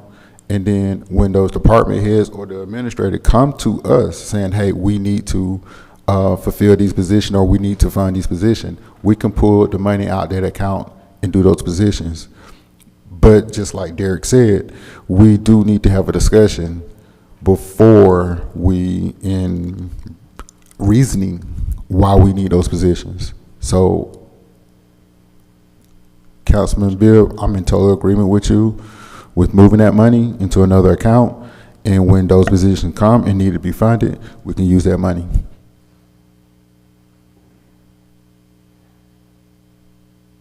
So I'm in total agreement of that also. I think that, again, I understand putting it out there and having a plan, but it's almost like by passing this, we're saying we're going to do this when we haven't discussed it. And I didn't like that idea, to be honest with you, that we all didn't have input on what direction we wanted to go and what was happening inside of the city. So I think that's a great idea. I don't know how we accomplish that with some guidance in order to do that. I think I think there's one position on there that I know that we probably needed in the fire department that wasn't put on there. And I think that we ought to just drop back and punt in this situation and recollect ourselves. So if I also may ask, what do we have a list of those positions that was put in the budget that has not been created yet? Yes, sir. They're actually in the budget. I know there was a item in the fire department, a compliance officer that was needed that was not in this budget. So I think my question is, and Dr. Hall, if you can answer that question for me, if that's okay, Madam Mayor, if Dr. Hall answers that question yes, for me. Dr. Hall, if you have some input, then yes. My question is, do we have a list of the items that were put in the budget, the jobs that have not been created? Did I make myself clear? Yes. Brain fog sometimes. Absolutely. You will also find some of those jobs under your initiatives that is in your budget package. For our staff and our directors, we take in information on new initiatives. These are the positions they would like to be filled within the budget. So we do have a list. Also, and I can work with HR in getting you what I think would be advisable to look at a list of vacant positions, unfunded, vacant positions that are funded. Because some of those positions have already been approved by you. It's just that they have not been filled. And so that money is sitting out there. So it's two different things that you're looking at when you're looking at a position, right? For example, if you have the city arborist, that's put in the budget because that was a request for a new initiative, personnel, right? You get to, whenever you adopt this budget, you can change at any time based on your meeting and talking as a group to say, do we need this? How can we fund this? Do we want to fund something else? That is totally up to this council to decide that. And whatever you decide, whether it's a decrease in not funding a position, that's what we have to abide by. Madam, were there any positions that were requested that did not make a line item on this budget that you know of? I know that we had conversations on maybe police and fire, but I think those were addressed, maybe not fire. We need to look at fire because I know we discussed that with the director beginning of the year. Another question I have with some of these departments, how many, and I'm just going to throw one out there, just say the rec department, since it's got a lot of items on there. How many, do we know how many, how much money is allocated for positions that are not filled in the rec department at this present time? We'll have to run a report on that. That's in HR. And I can work with Melanie to get that report to you based on what's vacant and funded and what's vacant and unfunded. The bulk of the positions within Recreation and Parks that are currently funded and not filled are part-time positions, many of which, in the language Mr. Impuser and I would be accustomed to using, are actually seasonal positions. So there are things like lifeguards, camp counselors, whatnot, scorekeepers that move from one season to another, et cetera. We have a assistant director position in that department that is funded and not filled. Mr. Puser is pretty much ready to move forward with advertising that. Excuse me before you go further. Sorry to interrupt you, but yes, sir. You triggered a thought. If he's filing for an assistant director, shouldn't that position fill some of these duties that you outlined on the North House and Recreation Center manager and the Parks and Division administrator? Councilman, what I would suggest is that you allow me to work with our directors on these positions that you have questions about, and let us present to you the full picture of how we're trying to set up these departments, align these departments in the directions that you guys have said you wanted to go. I'm only addressing what you presented today. I'm sorry, sir, say again. Only questioning what you presented today. So whatever you say that you have an agenda to discuss with him later, I get that, but I'm just, only thing I have to go on is what's presented here today. The wording of full picture, right? Even that wording states to us that, we're half doing things, and we're voting on stuff that we're half doing, and we're not getting the full picture of it. Is that fair to us? I'm just saying, is that fair to us not to have the full picture of where we're going, what the direction is, and then, and I say this, you can come back and say, hey, we allocated the money. I need this position. We already allocated the money. We put it in the budget, and then all of a sudden, hey, this is what I want. And I'm just saying, I'd like to sit down and for all of us to have the full picture before we start doing stuff. Which is my point, sir.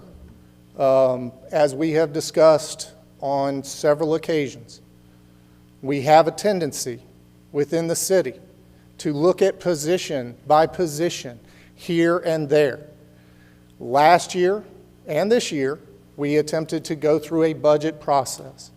I would like the opportunity to have some of my directors here and present to help respond to your questions. I would like to give you a full picture, right?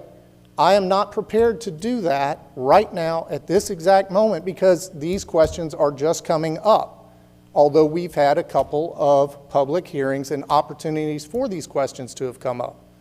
So I need my directors here. I need to be able to prepare the information that you want. So if you have specific questions, certainly bring those forward. I will make notes. We will have that discussion because you are absolutely correct. You do deserve to have the full picture, the full information. And I deserve to have the opportunity to prepare the information, and my directors need to have the opportunity to prepare the information so that we can give you that full picture. Thank you, Mr. Drinker. However, if it's been presented and these positions have been requested, the justification behind them should have been there with it. Councilman, I am not going to respond at this time. I don't think that would be wise. And while we're preparing the thoughts on positions that were presented in the budget as new initiatives that may or may not be funded today, I do want to go back to my request, because we had a request earlier this year to increase our marketing and communications.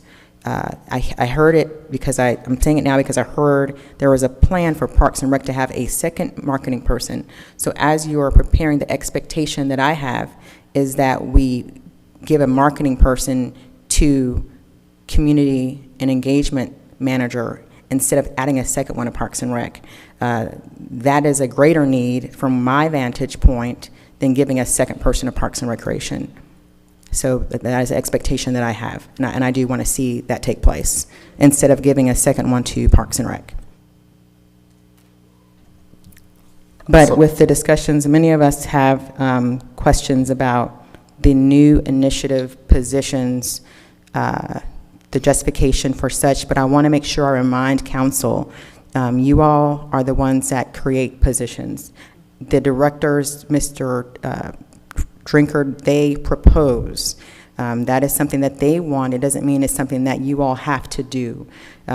So with that, and since we are talking about what has been presented in this budget to be funded, though the position is not created, I think we should move forward with what I'm hearing you all say, at least three of you, to find a way to take those fundings out of those individual departments, put that funding in a certain line item so that we have the bucket there for any new position that you all do create, and then at that time, that position is funded. It's doing the same thing that Mr. Drinkard is asking in the budget. We're just doing it the other way. So then it takes away the arguing about what they want, what you all want, when at the end of the day, we have to discuss and create each one as we go. It's actually an easy step. We would just place those funds into unallocated operating. So unallocated funds, whether they are operating or whether they are capital, cannot be moved out of the unallocated and allocated for any purpose outside of an action by the city council. So that would lock it down, and I think accomplish the purpose that you're indicating. That's exactly what I was asking for. And right, in the very beginning. So I just want to ask this question. Did you make that position known before this came out and it didn't make the list? Or, and Mayor, I'm just listening to what you're saying. I'm trying to get an understanding. Are you telling me that you requested a position, another position inside of Mr. Furman's department, and it didn't get added to the list?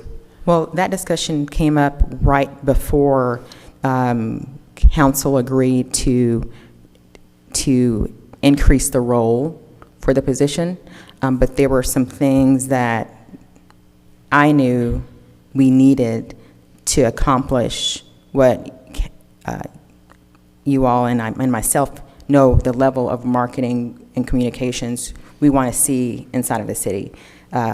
One person is not enough. I agreed to him just having that position because I thought that we didn't have the money to do it. So now I hear there is money to do another marketing person. Correct. So I'm going to circle back and do that request again at this point in time to give that position, instead of with Parks and Recreation, give that position to citywide marketing. So to be clear, I have an available FTE that has come available within my department. It is an approved position.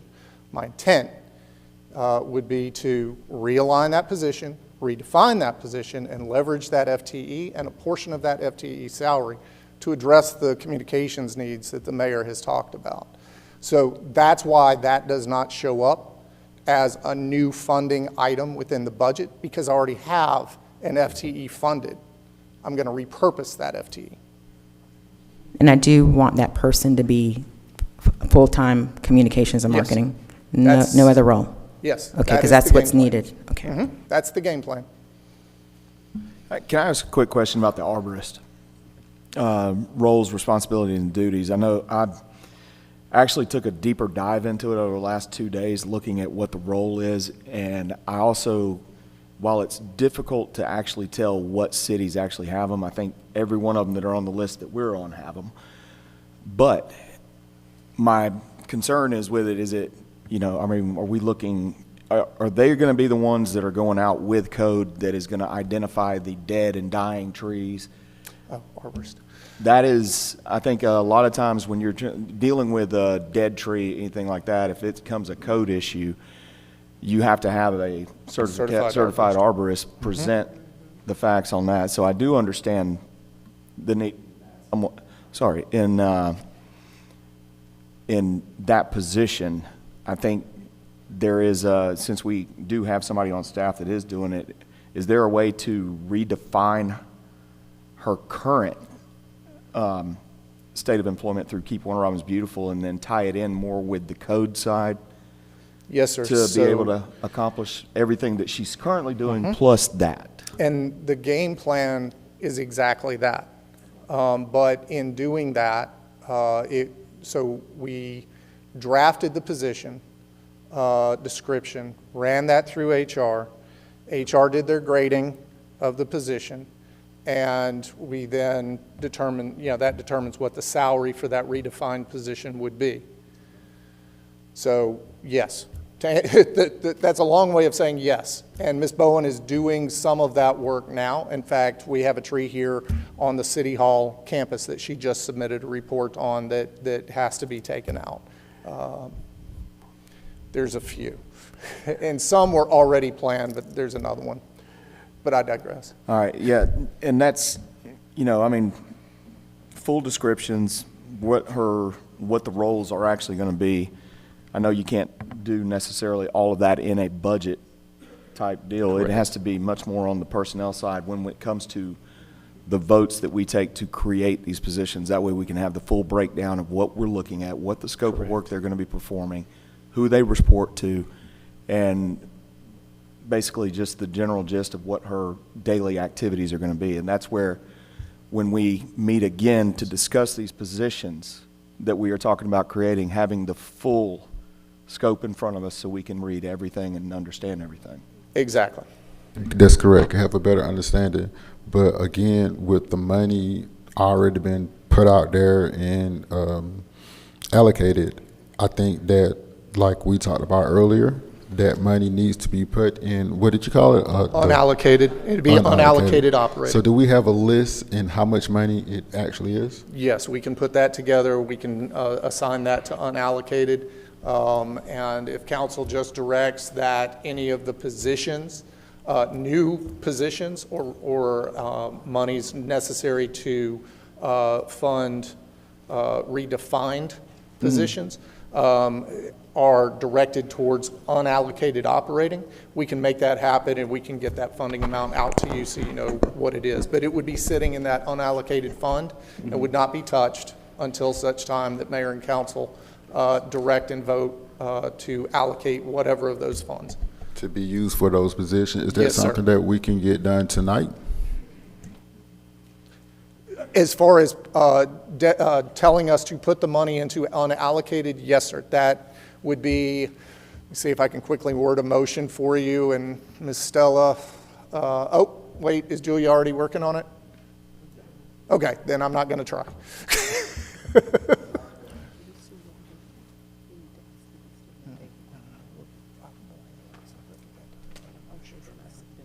And as they're writing the motion to reflect the intent of council, I think we all want the same thing. We want efficiency in the city government, but we do also want to make sure, as been stated over and over again, that we're making the best decisions for the positions in every department, and also prioritizing the overall needs of the city at the same time. So when these, after the motion, the duties to make this motion and the intent of council go forward, then I know there's going to be the big picture idea of the positions needed and all the things that Councilman Lashley just mentioned and others, I would recommend that those be presented to me so then I fully can see, because if these things come to me ahead of time, I really can help make sure that things go smoothly, because I will be sure I'm sharing with council as needed on these harder items, so we're not having to have these big discussions in public and showing that there's a gap in communication with council and I. There's things that I didn't even know. So having that meeting, a full meeting about it, is going to be impactful in making sure we move forward as quickly as possible, capturing the intent of everyone. Mayor, again, I'm rubbing my head over here because I thought that's the way the structure was supposed to be going. For you to even say that boggles my mind. I just want to make that statement. Are you saying everything's not running through you? I'm just basically, if you break it down, Well, all details of city government is not coming to me. There are things that I may not know, or are discussions I may not have been involved in that I wish that I were involved in. Mostly, they're still handled as they need to be, but after the fact, when it would have been more effective if I knew ahead of time of certain things, and things will come off much more smoothly, and it won't be a lot of the disarray at this venue.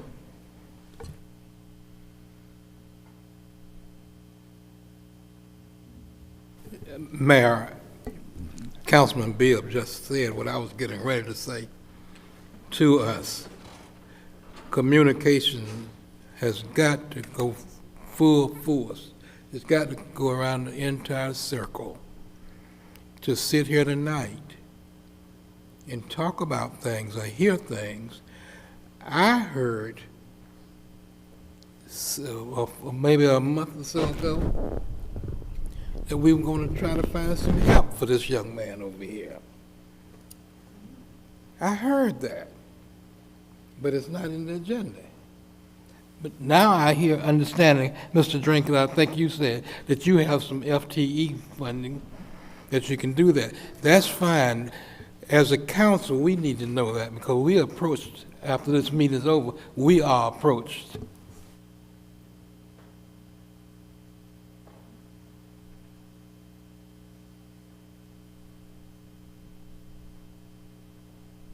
They're just finishing up, writing up the motion.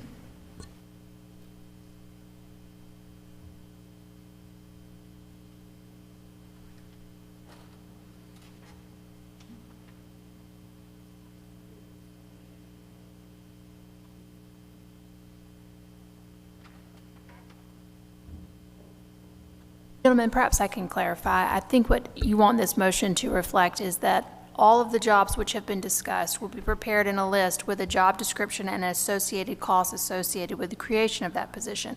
That information will be provided to you, and once you've reviewed it, talk to Mr. Drinker, Mayor, whomever, and said, yes, we want this many, not this many, or whatever the list is going to look like, then that money will be moved into an unallocated fund source. Or are you saying that you want to direct city staff to do what I have just described and to move all funds identified in the budget for creation of new jobs into an unallocated fund? So is it a two-part motion, or I just want to make sure we are clear in what the direction is? My direction was, and my suggestion was, to take all the positions that we've created that is in this list, and I can read every one of them to you if you want me to clarify it, and put it all in one fund, that fund that was described by Ms. Hall, and let it sit there until the positions are created and agreed upon from mayor and council, and then brought back to us. That's what I would like to happen. So the second part.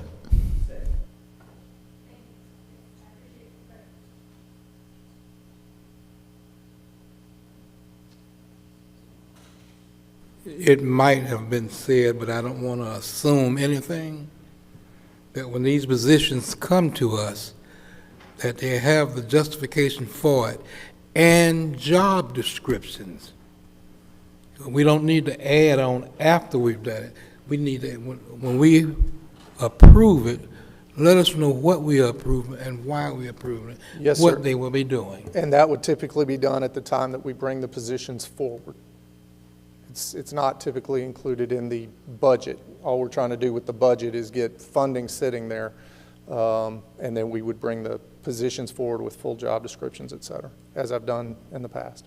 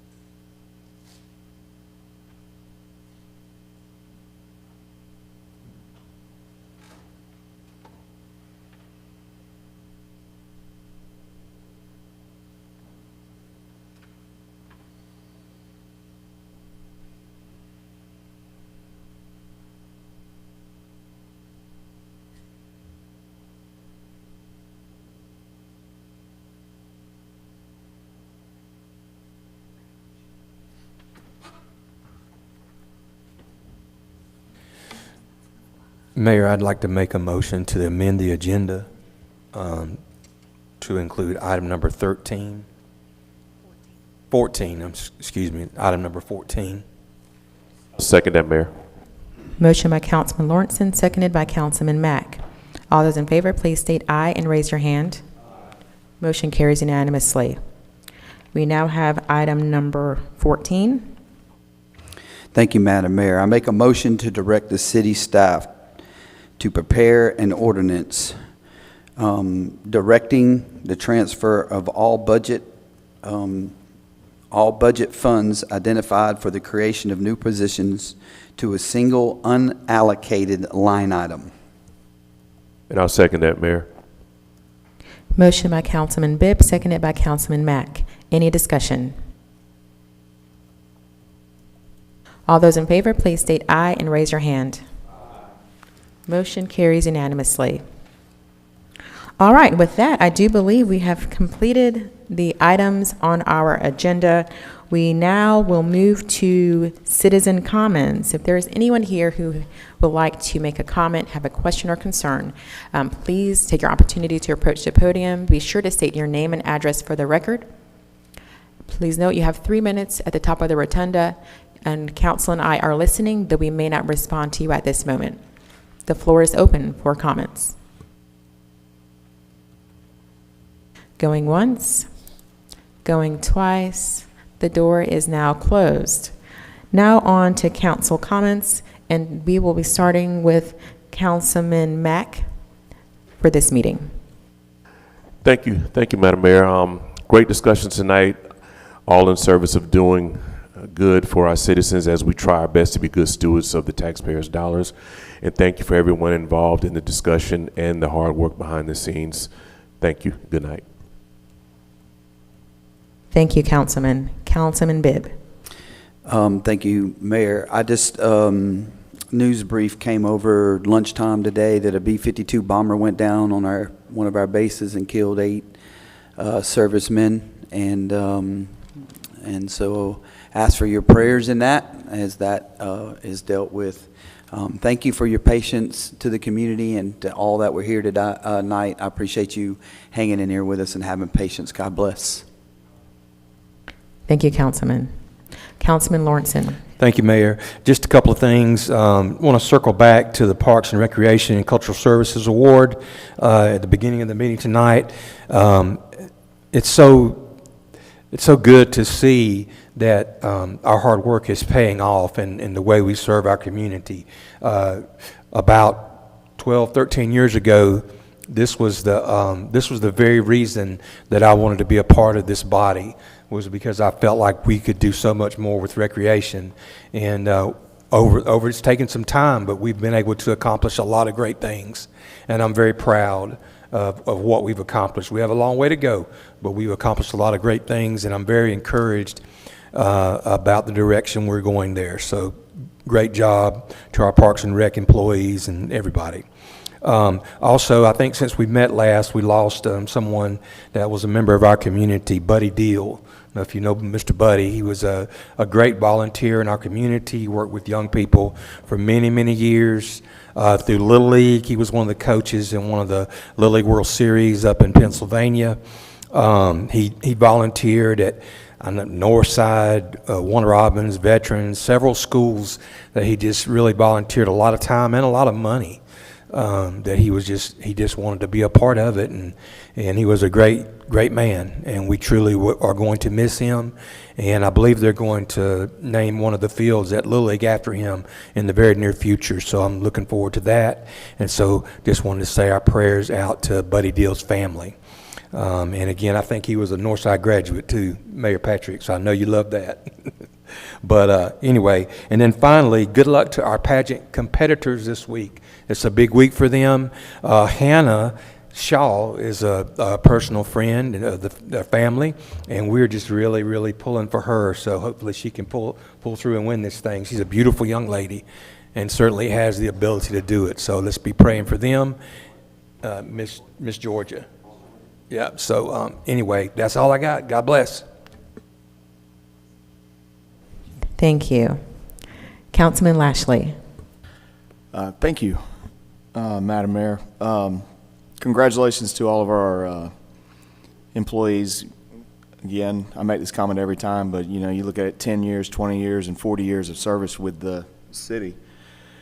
That's almost as old as Charlie. Oh, hey, Charlie, how you doing, man? No, I'm just kidding. Congratulations to them, and thank you for the dedication and hard work and the service that you provided. Also, thanks to all of our sponsors for the Independence Day celebration, as well as the businesses and the participants that took part in the Take Flight. The Take Flight initiative that we have, that was, I love all of those, the Burger Weeks, that, everything. Jeremy, you and Kate, and y'all do a wonderful job with that. It's amazing the engagement that we have with our community that, quite frankly, should have been going on for the last 80-something years. But it's, you know, hey, we may be new to it, but we're doing real good at it. So thank you again. And you don't deserve anybody to help you. You keep working hard, buddy. I'm just kidding.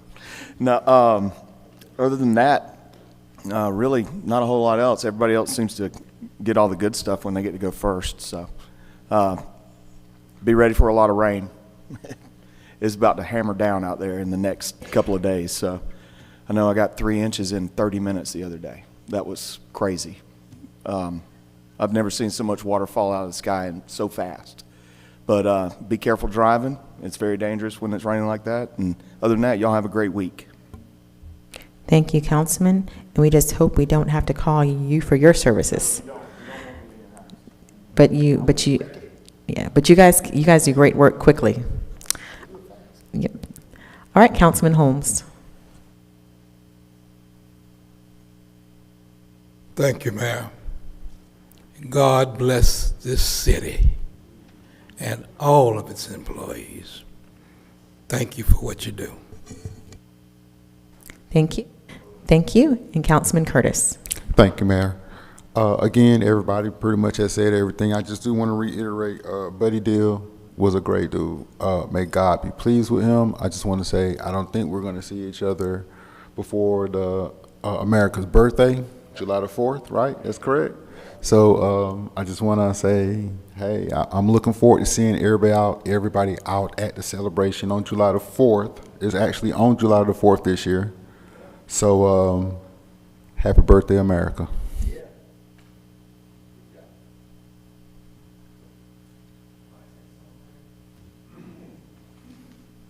All right, thank you, Councilman. And I'll just say this one point. We did have another pillar in our community pass away, though it was in Perry. He represented our area as well, at least portions of it, and that is Larry Walker Jr., who was a longtime legislator for the state of Georgia and was very impactful with a lot of things that happened in our community. So we did send something as a city council, you all too, to the family to make sure we pay respects that way. But I did want to officially state that here in this venue so that they know that the family is in the hearts and minds, in our hearts and minds, and they're in our prayers. And we do appreciate and thank the late Larry Walker Jr. for his contributions to making Warner Robins the best city in the state. And with that, I am going to say our meeting is adjourned. Thank you guys for for powering through it with us. I appreciate you. And we will see you next time, which will not be until July the 20th. Thank you.